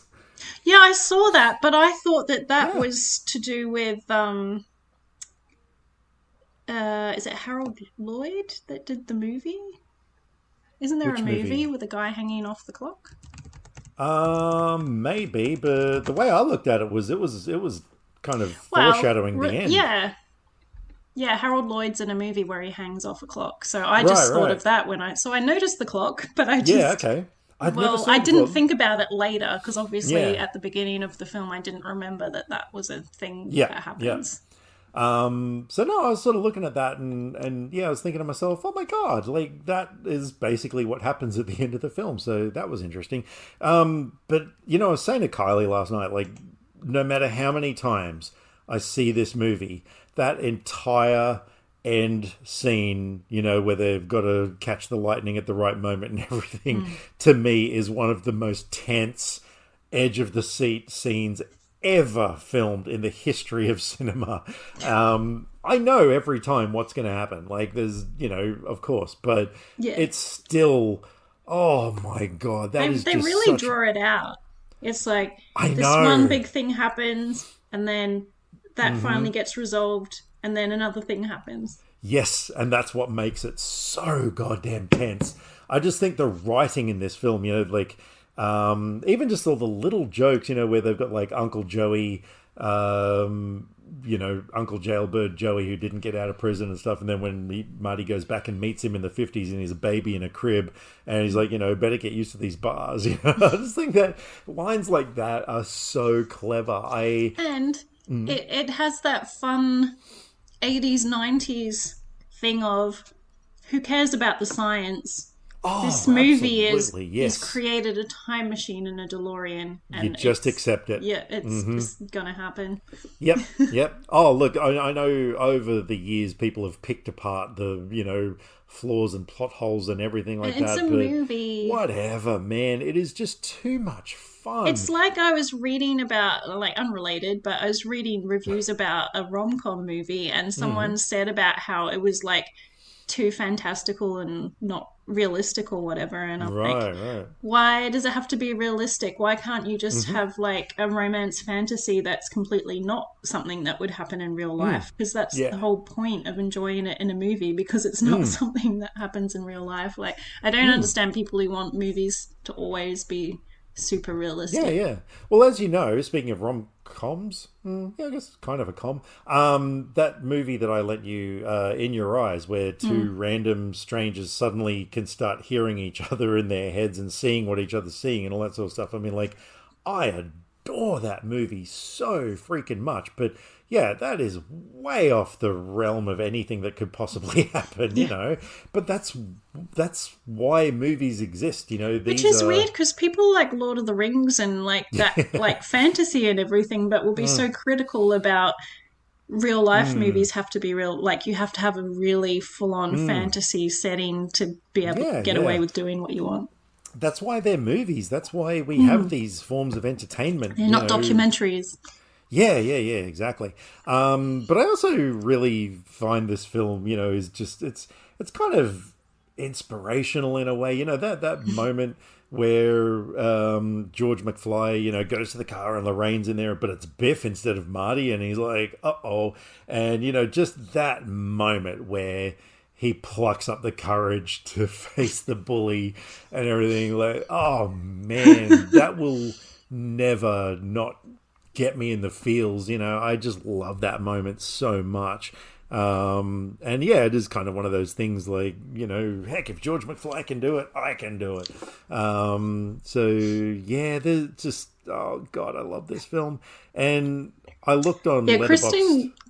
Crispin Glover's like, after I saw his name pop up in the opening credits, and then Yeah, like yeah. the first scene where like he's, you know, in current day, so Crispin Glover. Oh, absolutely. He's Yeah, just so yeah. good at playing that kind of character. Isn't he? Yeah, yeah. But funnily enough, in the second film, he refused to be in it, and so all the scenes with George McFly were played by somebody else. But like he, what was he hanging upside down from? Because he had like an injury or something, and so he's got this like robotic hover thing that he's hanging upside down, so you never really see his face properly and stuff. Like, yeah, which was funny because I think when that movie first came out, I never even really noticed that it wasn't him. It actually took me years before it was brought to my attention that he wasn't even in the film. It's like, oh, wait, what? But of course he was. Oh, no, he wasn't. Yeah, but I did that thing, like I was saying earlier, where I was looking at the bottom rated comments on Letterboxd, and it's like, you know, there are all these people like, you know, oh, this movie's shit, this is absolute garbage, blah, blah, blah. And it's like, do you not have a soul? How? This is one of these instances where I just can't imagine anybody saying anything bad about Back to the There Future. are lots of people now who won't watch movies from the 80s. So I imagine some of them, when they do, have that kind of reaction. This movie is like the Mother Teresa of movies. It is like, you know, you just can't say anything bad about it. It is so pure and wholesome and fun, which is probably not what Mother Teresa is. But anyway, yeah, I don't know. It just, I It's think pretty any, funny having that storyline about his mum and like the way she was acting. She was a bit of a weirdo. Just like instantly like, I have to have you. And the way they resolved that too was really odd. yeah, true. Yeah, that's kind of creepy. But anyway, I guess I couldn't remember that, and I was like, when it started, I right. was like, oh, like I remembered that sort of general storyline, but when some of the scenes were happening, I'm like, oh, this is really weird. Yeah, yeah. No, And there's then I no was like, doubt how about that. far is it gonna go? Is Marty McFly going to be his own dad? Um, but I really, if you go to the second film now and watch the way that they tie in events from the first film with the second film, where you kind of like have an additional Marty McFly who's in that same vicinity and interacting kind of with the events of that and everything. It's so cleverly done. Yeah, like I said, I love every single one of these films. And I really hope that they don't ever remake it because, there's always been all these, rumors about a remake of Back to the Future in the works, and I don't want them to. Well, I think that's another movie that would be hard now to make it work. Mm. And would that be going back to the 90s? Oh, yeah, oh, God, you had to bring that up, didn't you? Well, it's about the same I know. time. So there is a meme going around that points out the fact that Marty McFly traveling from 1985 to 1955 is the same now as someone traveling from this year to 1994. And that bugs me, man. That is... Oh. Yeah. But it's interesting because when you think about how different 1955 was to 1985, whereas you look now like... Well, I was just thinking 90s fashion is back in again at the moment, so you wouldn't look so out of place if you went back. I'm wearing army green, below the knee length shorts and stuff. I will die in 90s fashion. But there's not that huge a leap between 94 and now. So, I mean... Although, a lot of people would struggle because going back before the internet. Yeah, that is true. And cell phones weren't around then for the everyday folk. Oh, yeah, actually, now that I think about it, because I was going to say maybe just the look of everything, like architecture and cars and everything. But no, even cars look quite different. Oh my God. No, cars were not, they were sort of just getting fancy. Like now everything's really rounded, and when you see an older car that stands out, like I know growing up, like where I lived in the 90s, Corollas were really common, and that was like, when I drive, I'm going to get a Corolla. Well, actually I wanted a Beetle, but realistically, the Corolla. And now and Estina was a big one. My mum actually got one, a red one. Right. I lived in a pretty small area, so... But yeah, you would see, those cars all the time. And now it's, maybe once a year. Or not even that. I don't actually think for years I've seen either of those cars. But I would see them every now and then. But now, it's all different new ones. Yeah, so... no, I'm wondering if 94 would feel like 1955. And, the thoughts of what the future were like in movies like this made in that time, now the idea of what the future would be, I think wouldn't be as interesting because we've come so far with technology and stuff. I don't know what you could do that would be as interesting as this kind of stuff was back. Well, that's what I mean. I wonder, if things will progress in the next 30 years as quickly as they have in, say from 1955 to 1985, well, because see, then you've got between the 50s and the 20s. I think there's a lot of big differences in those decades, and I feel like sort of into the 2000s, is there really... there's been some differences in fashion and whatever, but in general life, has there been that much besides the internet really taking off and mobile phones taking over and smartphones and stuff? Although, when you think about it, technology really did peak in 1985 because they built a time machine out of a DeLorean. So, is it ever going to get better than that? But look, overall, Back to the Future to me is, like I said, in my top 10 favorite movies of all time. It sits at number 5 with just above... Hang on. Just above Die Hard. That's my number 4. So, Oh, that way. Okay. Yeah. That's it. And then The Crow, and then Seven, and then Star Wars. That's my top 5 movies of all time. Yeah. All right, so that's Back to the Future. So we didn't even talk about what movie we're going to talk about first. So let's just do it live on air. What are we going to do? Because we've got The Neon Demon, which was a movie I chose from your list, and we've got Man Up, which is a movie you chose from mine. So which way are we heading? Should we do Man Up? Let's do Man Up. All right. So, Man Up is a film, very simple premise. Simon Pegg plays a guy who is on his way to meet a blind date. Lake Bell plays a disaster of a woman who is down on her luck, down on love, and she winds up accidentally being the blind date, which she's not. And the two of them kind of go off and discover each other and learn about each other, and that's all I'm going to say. And it is a film that I looked at once because after I got into the Harley Quinn animated series, I was like, who is Lake Bell, who was the voice of Poison Ivy? Because I was so impressed with her voice work, and I had to find out more about her. And so I stumbled upon this movie on streaming, and I loved it so much I bought the Blu-ray, because this was a really big surprise for me. And I have no idea what you think of it, because you have not rated it on Letterboxd. So... No, because I only watched it last night. Oh, wow, okay. And so out of the three choices I gave you, two were like gut-wrenching, harrowing, tense films, and then this one, which you chose. So were you disappointed or were you happy? Well, it's interesting from some of the things that we just brought up before, and that movie, what was it, Through Your Eyes? In Your Eyes. In Your Eyes? Yep. I knew it was something to do with eyes, and it wasn't Open Your Eyes, because that's the Vanilla Sky original movie. Right. Because this movie you've rated 4.5, and you raved about In Your Eyes a lot before I watched it. And yeah, we have different taste in rom-coms. Ooh, okay. So what because were your thoughts I didn't, of Manor? I mean, I liked it, but I didn't love it.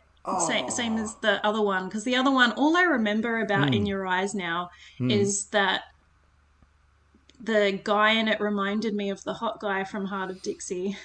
Oh, okay.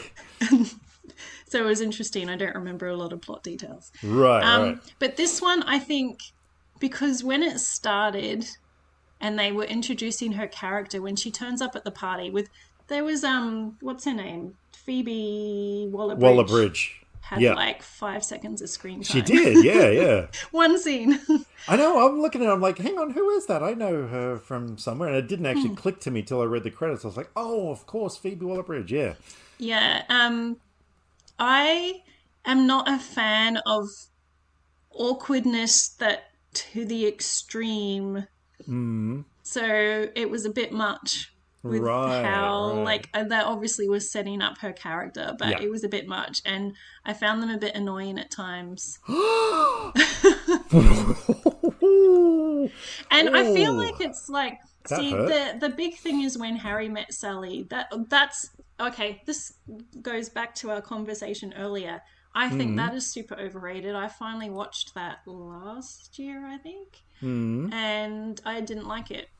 And I just thought they were annoying, and I was surprised that they swore in it too. I'm so used to I think Hollywood rom-coms, and this felt more just like a normal movie, and so they like were swearing, and it surprised me. But different kind of rom-com, and so this was kind of like that, but not like that, because I didn't like that, and I liked this, but I just didn't love it.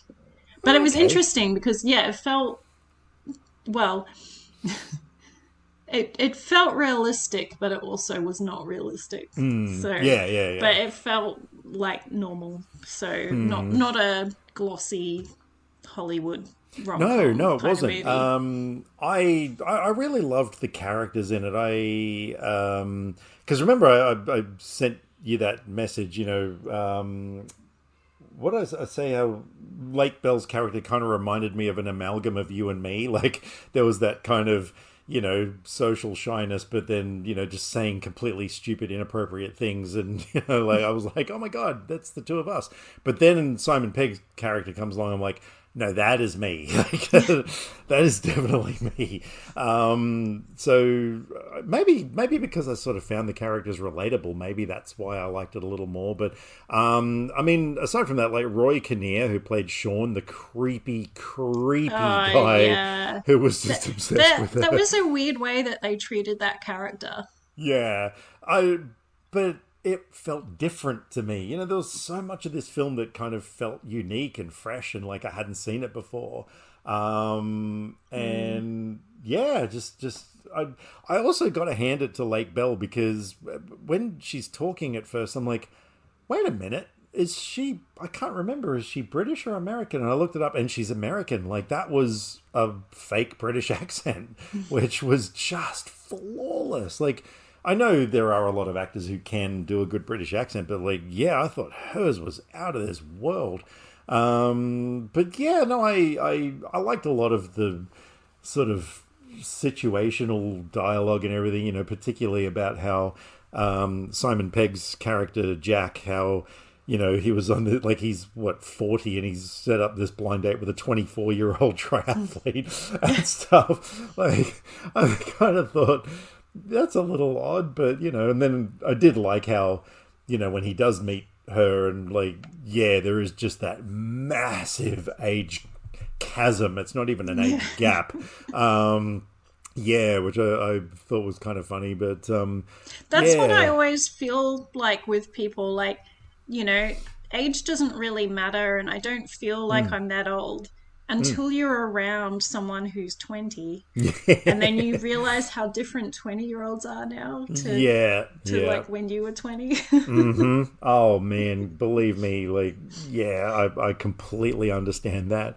Yeah, but no, like, I just think, you know, it's just, to me, this is just one of those really comfortable, warm, fuzzy films that, you know, makes me feel really good. I can watch it over and over again. And yeah, there's just not really much that, I think the only reason I stopped at 4.5 stars was it. Yeah, obviously it's not something like The Flash that I could just put on 7 days a week, you know, like watch it every single day or whatever, you know. So I kind of thought, yeah, let's put it in perspective here. But no, like I would strongly recommend it to anyone who's after a good time. What would you give it out of 5 stars? What's interesting though, there's a scene in it that I saw recently done in a different movie. Oh yeah, that I preferred.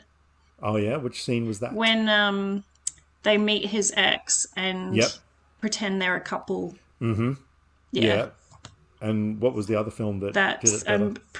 That's in Rye Lane. Oh, okay, right. Yeah. Which you should watch. I should. So what would you give Man Up out of 5 stars, do you reckon? I think it's probably a 3. Okay, that's fair enough. Well, at least you didn't hate it, so you know there's that. So yeah, all right, cool. And the movie that and I will say something about the ending in the sealed section.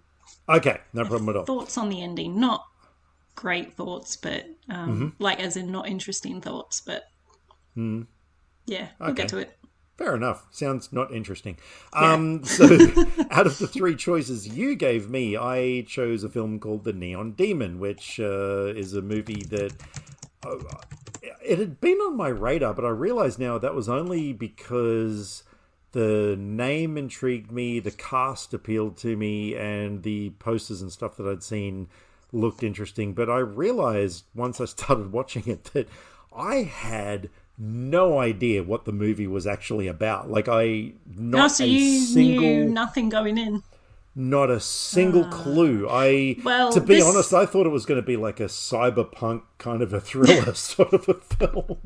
This film is it's a bit of style over substance. Yes. In a way, it's very visual, but it's basically a young girl moves from small town America somewhere, I can't remember where she said she's from, to LA to try and make it in the modeling world. And so the movie follows her like getting to an agency, going on auditions, a makeup artist befriends her, and she gets to know a couple of other models that are like experienced in the world. And then it's following that, and Keanu Reeves is the creepy guy who manages the motel that she's staying at, and things get a bit dark. Things get a bit dark, and I loved every minute of it. Do you love the opening scene? That's like a very full-on opening scene, especially when you have no idea what the movie's about. Oh my god, absolutely. Yeah, no, like you said, yeah, there is a lot of style over substance, but I thought there was enough substance in it to keep it really interesting. But yeah, visually, this film was extraordinary. So it's directed by, look, I'm going to take a stab at his name, but I would guess it's Nicholas Winding Refn. Being that he's Danish, that middle word would be Vinding. Okay. Yeah, I'm just. I don't know if people say it like that. Yeah, well, I'm half Danish, so I get the right to say the W I know as lots a of V, people so... say names wrong, but yeah. I mean, Yeah. that's a thing. That's German thing too, pronouncing W as a V. So Yeah, I'm not surprised. But anyway... But I didn't know he was Danish, so... Oh, yes, no, he... Well, why are you making me second guess myself? Because I'm pretty sure he is. Yes, he is. So there you go. The only other film of his that I have seen was Drive. I've not seen any I of didn't his. like Drive. I thought you would have remembered that. Yeah, anyway. You know what I'm like with directors. I actually do, yes. But no, this film, oh man, yeah, it really captivated me. I was watching this film. I stayed overnight in the special care unit that our twins were in because Kylie desperately needed sleep. And I was like, you know what? I'm going to pull an all-nighter. And so I was sitting there watching this film in this darkened hospital room, with like strange monitors and machinery around and everything. And in a way, it was almost the perfect environment to watch a weird movie like this because, no, it fascinated me. Not just the visuals, but there really were so many. Like every single scene throughout this film was like, what's going to happen next? I was just completely engrossed in the story. And it really takes a turn later on. So. Oh God, does it ever? Yeah, we're definitely talking about that in the spoiler section. Things did not go the way I expected by the end of this film. No, look, I thought the casting was really, really good. I only found out today that apparently Elle Fanning was actually she was 16 when she got the film, and then she had turned 17 during the making of it. So it wasn't a case of like a 25-year-old playing a 16-year-old or something like that. Like, she was actually pretty much in that sort of thing. Like, but the characters were interesting. You never really knew who was on her side and who wasn't. And I think that might be the first and maybe only time I've seen Keanu Reeves play that type of character. That is because you. I know everyone talks about The Gift. Yeah. Yeah, I haven't seen that yet. Okay, take Keanu Reeves in this film and amplify that by 137,000, and that's what he's like in The Gift. Wow. He is terrifying in that film. I'm not kidding. Like, when he's on screen, you feel uncomfortable, Yeah. This one, yeah, he was kind of creepy, but there was like, this strange kind of trippy horror element in that scene, like, because she goes into her motel room and you just see that black shape and it's like, oh my God, what is that? Like, is this some kind of a supernatural thing, or like, where are they going? And then when you find out what it is, I'm not going to say, it's sort of like, I don't know if things got less trippy or more trippy. Because how did that get in there? What's it doing? Like, wow. I really loved this film. I would not I wasn't hesitate sure. to buy it. It's a very divisive film. And I know sometimes you're less into the really visual films than I am. So I wasn't sure, based on those two things, if you were going to like it or not. There were so many standouts. But I thought the stuff that happens in the third act, I thought that would really be up your alley. So no, everything was like, even just things like, the scene where she goes with Jenna Malone's character Ruby, and the two models are like the sort of performance show or whatever, and they're standing there, and there's that strobe scene. Like, Yeah. I loved it, and the way that things were framed, where the whole screen is dark, where just the subject is just, right in the middle of the screen in like a circle or whatever. There were, oh man, no, there were so many things I really loved about this film. I thought all the performances were great. I thought Elle Fanning was fantastic. I loved the way that her character Jessie just, starts off so completely naive and green, and kind of, I mean, I sort of got that, well, to me the theme of the film was the way the, not just the fashion world but celebrity in general can, destroy a person's soul, and what is beautiful, what is beauty, and is it something that's all modeled up and glamorous and everything, or is it just something more ordinary? And the film really made me think. I really, really enjoyed it. I cannot wait to watch it again. I think if Kylie is like, hey, can we watch the rest of Challenges? I'm going to be like, you know what? I've got a better idea. Let's put on the Neon Demon. What else have you got to say about this film, being that this was your film that you wanted me to see? You got anything? No, I think no. I think it's only spoilery stuff left. All right, fair enough. To say about it now. All right, that's no problem. All right, well, that concludes our movies that we wanted to talk about for this time round. Actually, no, I do want to just read my letterboxd review for the Neon Demon, because it still cracks me up. Yes, I am laughing at my own joke, and I put things I want in a movie: 1, an intriguing story; 2, great visuals; 3, boobs; 4, a sublime soundtrack; 5, Jenna Malone raping a corpse; 6, outstanding performances. This movie ticked a lot of boxes for me.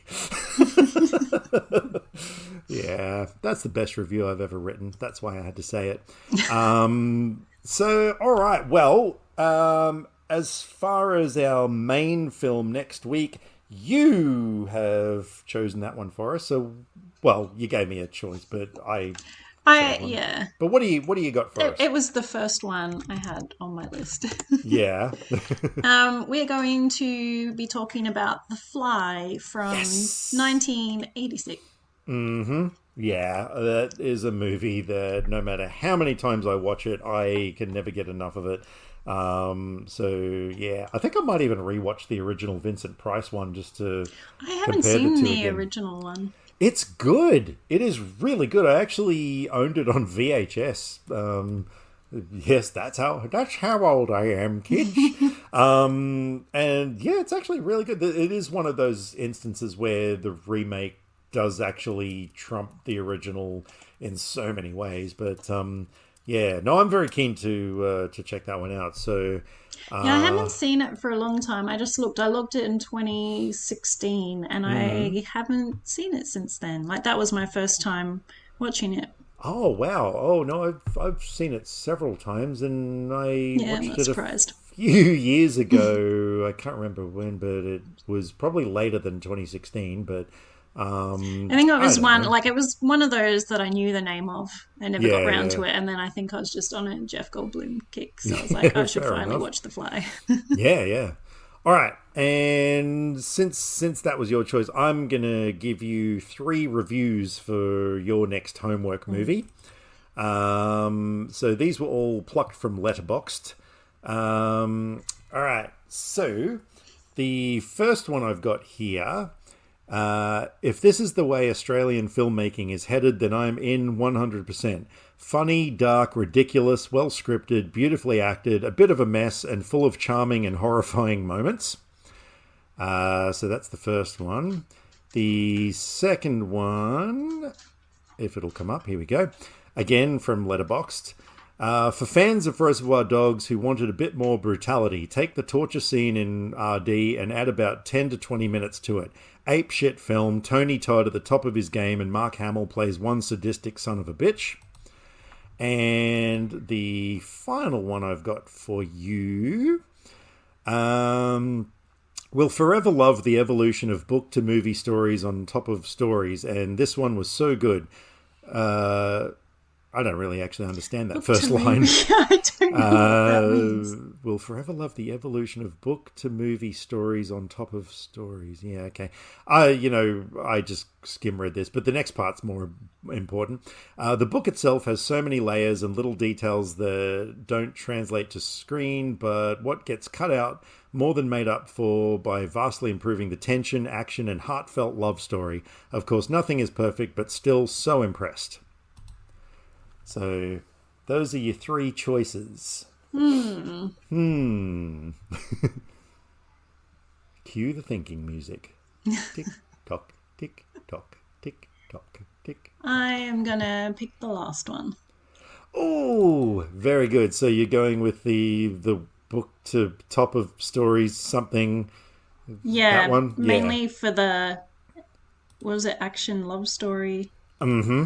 Yeah. Oh, man. Okay, this is a film I've been dying to watch again for a very long time now. And you are going to be watching a film called Stardust from 2007. Starring, who was there? Robert De Niro was in it. Claire Danes is in it. I'm just trying to remember. Is this the one based on a Neil Gaiman? I am not 100% sure, but yeah, it is a wild. Yes, it is. He's listed as the original writer. It is such a... Check this, like Charlie Cox, Claire Danes, Sienna Miller, Ricky Gervais, Jason Fleming, Mark Strong, Rupert Everett, like there are Michelle Pfeiffer, Robert De Niro. My God, this cast is absolutely stacked. Henry Cavill, wait a minute. I just noticed him. I was like, wow. I don't remember him being... Oh, and there's someone called Bimbo Hart. Ah, yes, good old Bimbo Hart, who plays young scientist. No, this film, I was on a work assignment back when I was doing like filming stuff, and I had to go to the Sunshine Coast up north to film inline hockey games for a week. And on my downtime, I went to this cinema, and I am never going to forget this as long as I live. I bought a ticket to Stardust because I thought, okay, like, cast looks intriguing. Went into the theater, and I kid you not, there were 20 seats in this cinema. Like, there were 4 rows of 5 seats, and that was it. It was like this private screening room or something. And, like, the screen was big enough, but I think I was the only one in there as well. And I watched this film, like, it just blew me away. It is a lot of people call it a companion piece to The Princess Bride. It's got that fantasy element. It's it's funny. It's, oh my God, yeah, absolutely love the film. So yeah, I'm really happy that you chose that one. Okay. Mm-hmm. I struggled to find reviews that weren't saying really obvious things to give it away. So Yep. they're not the best, but okay, these are really vague, so have fun picking between them. First film. This one is a dish best served with zero prior knowledge of what you're getting yourself into beforehand. It's so undeniably 90s in only the most insane ways possible. Already sold. Next film. The acting is engaging as this feels like watching a documentary about the suburbs in the 1990s. A beautifully directed thriller full of creative visuals, electric music, fast-paced action, and intricate storytelling that never fails to excite in its short and breezy runtime. Oh, the short and breezy runtime appeals to me, but no, I'm going to go with the first one. That, yeah, you really did sell me on that one. So, what have I gotten myself into? Oh no. No, I love this movie, but I am in the minority. Oh God, okay, no, that's all right. Because hey, look, you and I were 99% of the time we are on par with films that we like. So well, what's interesting is with your Stardust, we now have a double feature for Peter O'Toole. Oh, do we? Because you'll be watching Phantoms. Right. Oh my God. Really? That was not the film that I was expecting from what you read. Can you read me the review again that you?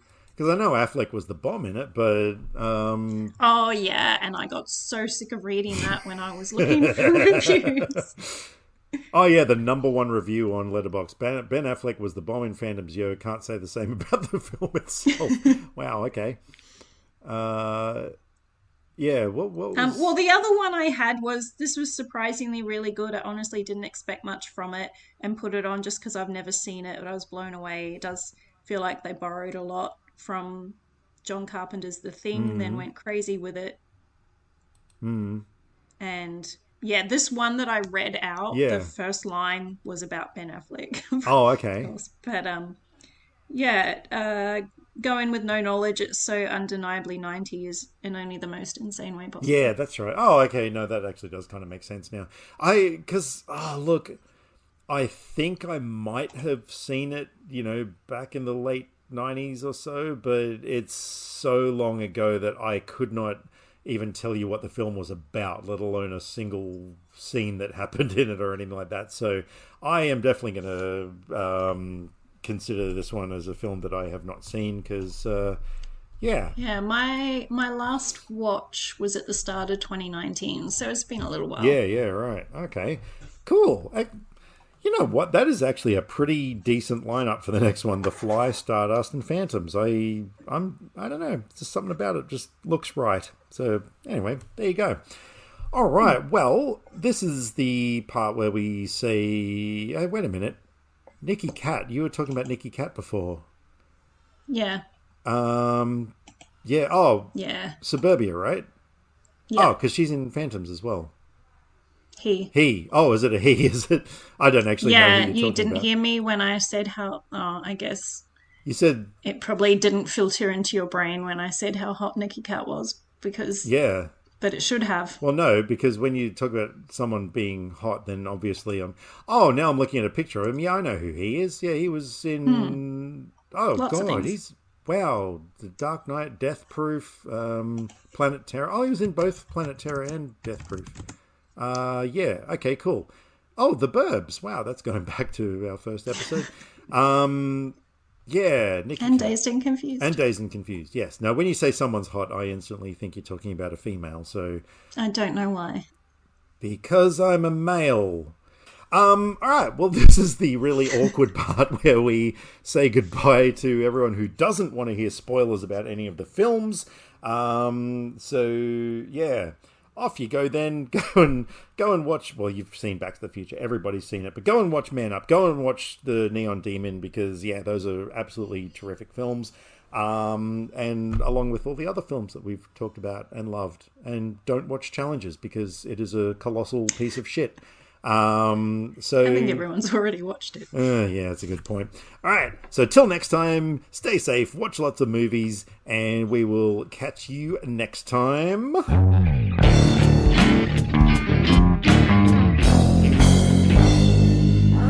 Okay.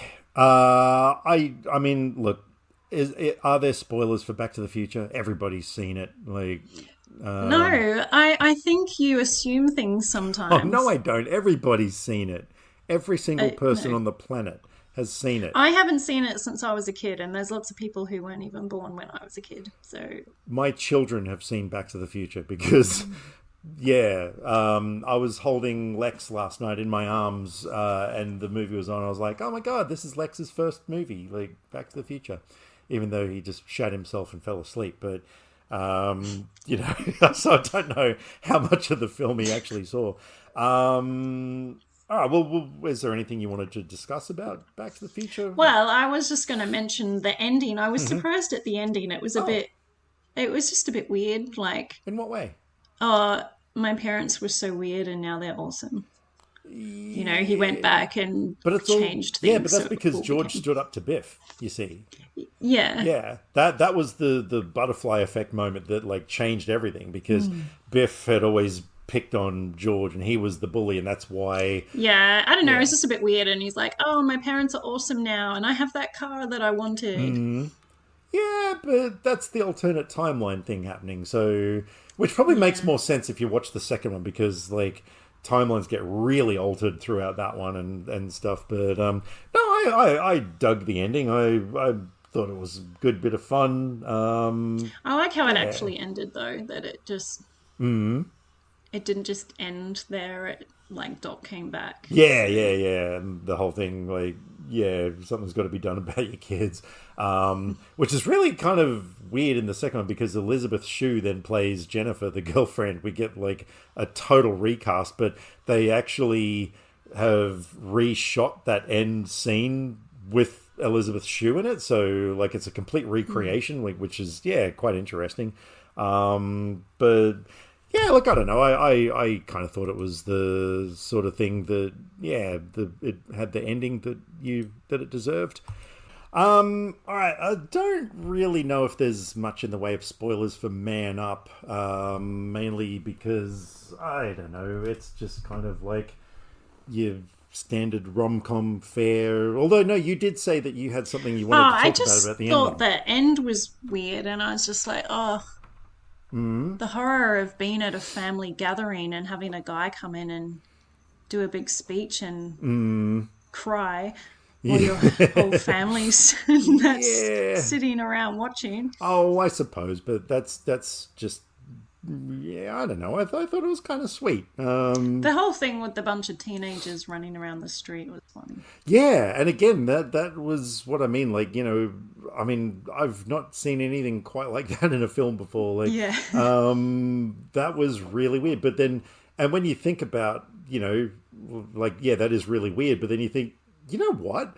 Maybe they would do that. You know, a bunch of bored teenagers at a party. Like, I could actually picture that happening.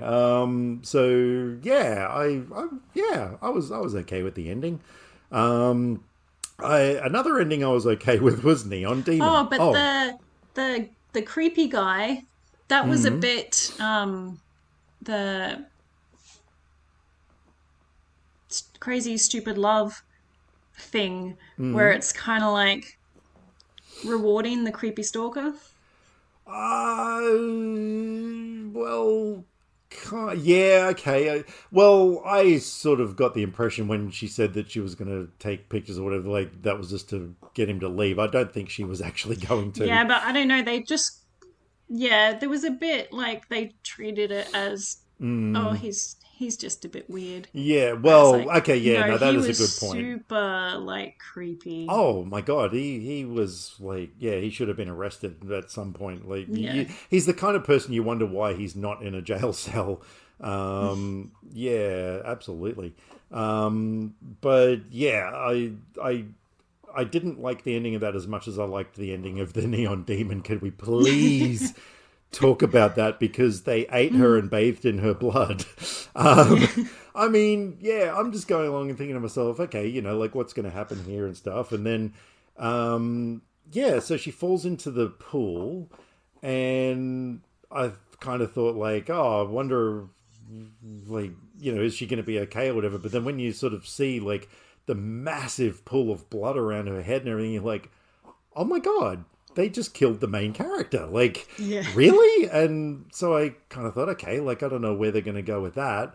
And then, yeah, like what you see afterwards, like that scene where the two women are in the shower just absolutely covered in blood and everything. And I'm sitting there thinking to myself, ordinarily, you know, watching two naked models in a shower would do certain things to me, but this, I mean, aside from the fact that I'm sitting watching the movie in a children's ward, but, you know, yeah, the way the disturbing horror element and everything that was playing in that thing, like, it was like, oh my God. And then, yeah, when you find it, because I guess it was sort of foreshadowed in the scene where Jessie cuts her hand on the glass of the broken mirror, and whatever the model's name was, like, you know, comes at her and just like starts drinking her blood, you know, which I sort of thought to myself, that is so cool. Like, you know, yeah, this model wants to be the fresh young thing. And so it's almost like a vampiric sort of a, you know, drink from me and live forever kind of a moment. And I thought that made sense. I was like, yeah, that is such a cool moment. And Yeah, but then they actually ate her, like, because of course there was the whole eyeball moment and everything, and it's like, Yeah. wow, that went to a place I did not expect it to, but I was on board with it. I was. It just suited the tone of the film overall. So, yeah, no, that was incredible. Yeah, did you have anything you wanted to say about Neon Demon? Not really. That was pretty much it. That's yeah, cool. I did like the end, the victory for the girl. What's her name? I don't remember her character names. Jesse. The one that could handle it. Oh, right. The one that Yeah, ate the eyeball. yeah, no, I don't remember the It's kind of like names. she, got rewarded for it. The photographer was like, "Hey, come do this," and fired the other girl. Yeah, no, that was incredible. Actually, another thing that I forgot to mention before was that scene where Jesse first works with the photographer and he tells her, like, he's like kicks everyone out like clothes set, and then he's like, gets her to take her clothes off and everything. I really felt they captured the vulnerability of the character and the embarrassment and the shock and everything so well. Like, I really, really sympathized with her character in that scene, and the fact that she was going along with it because that's how desperately she wanted that top spot, to be the best or whatever. And but of course also she was naive and was just doing whatever she was told. But yeah, I thought that scene was quite incredible. There was a lot of I'm actually really keen to see that movie again, like ASAP, because yeah, it rather blew me away. I might even up my grade of it from 4 stars next time I watch it. I don't know. We'll see. So yeah, all right. So we done? Yeah. Alrighty. Well, in that case, I'm going to go and tend to my children, tend to my flock. Yes. Yeah, and I'm going to go sleep because Sleep? What's that? Vastly different from your night. I only had about 5 hours last night. Oh, no. So yeah, I don't want to be dead for work tomorrow, so I need to try and well, I don't know if I can catch up because it's already late, but yeah, at least get more than last night. No, maybe. That's yeah, totally working from home tomorrow, so I get an stuff. extra hour or so of sleep. Yep. Cool. Well, good luck with that. All right. So yeah, good luck with your night.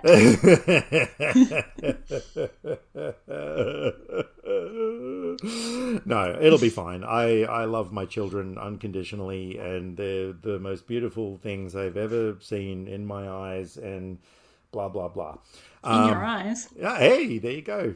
Good film, that. Anyway, cool. So thank you to everybody who has joined us. I hope this has been partially entertaining or completely entertaining. I don't know. Hope you got something out of it. So yeah, until next time, we will rock you. No, I don't know. I completely, the tire. Yeah, you're 1 foot out the door already. Yeah, the tire blew out on that ending. I don't even know what I'm going to say. So, yeah, catch you later, everybody.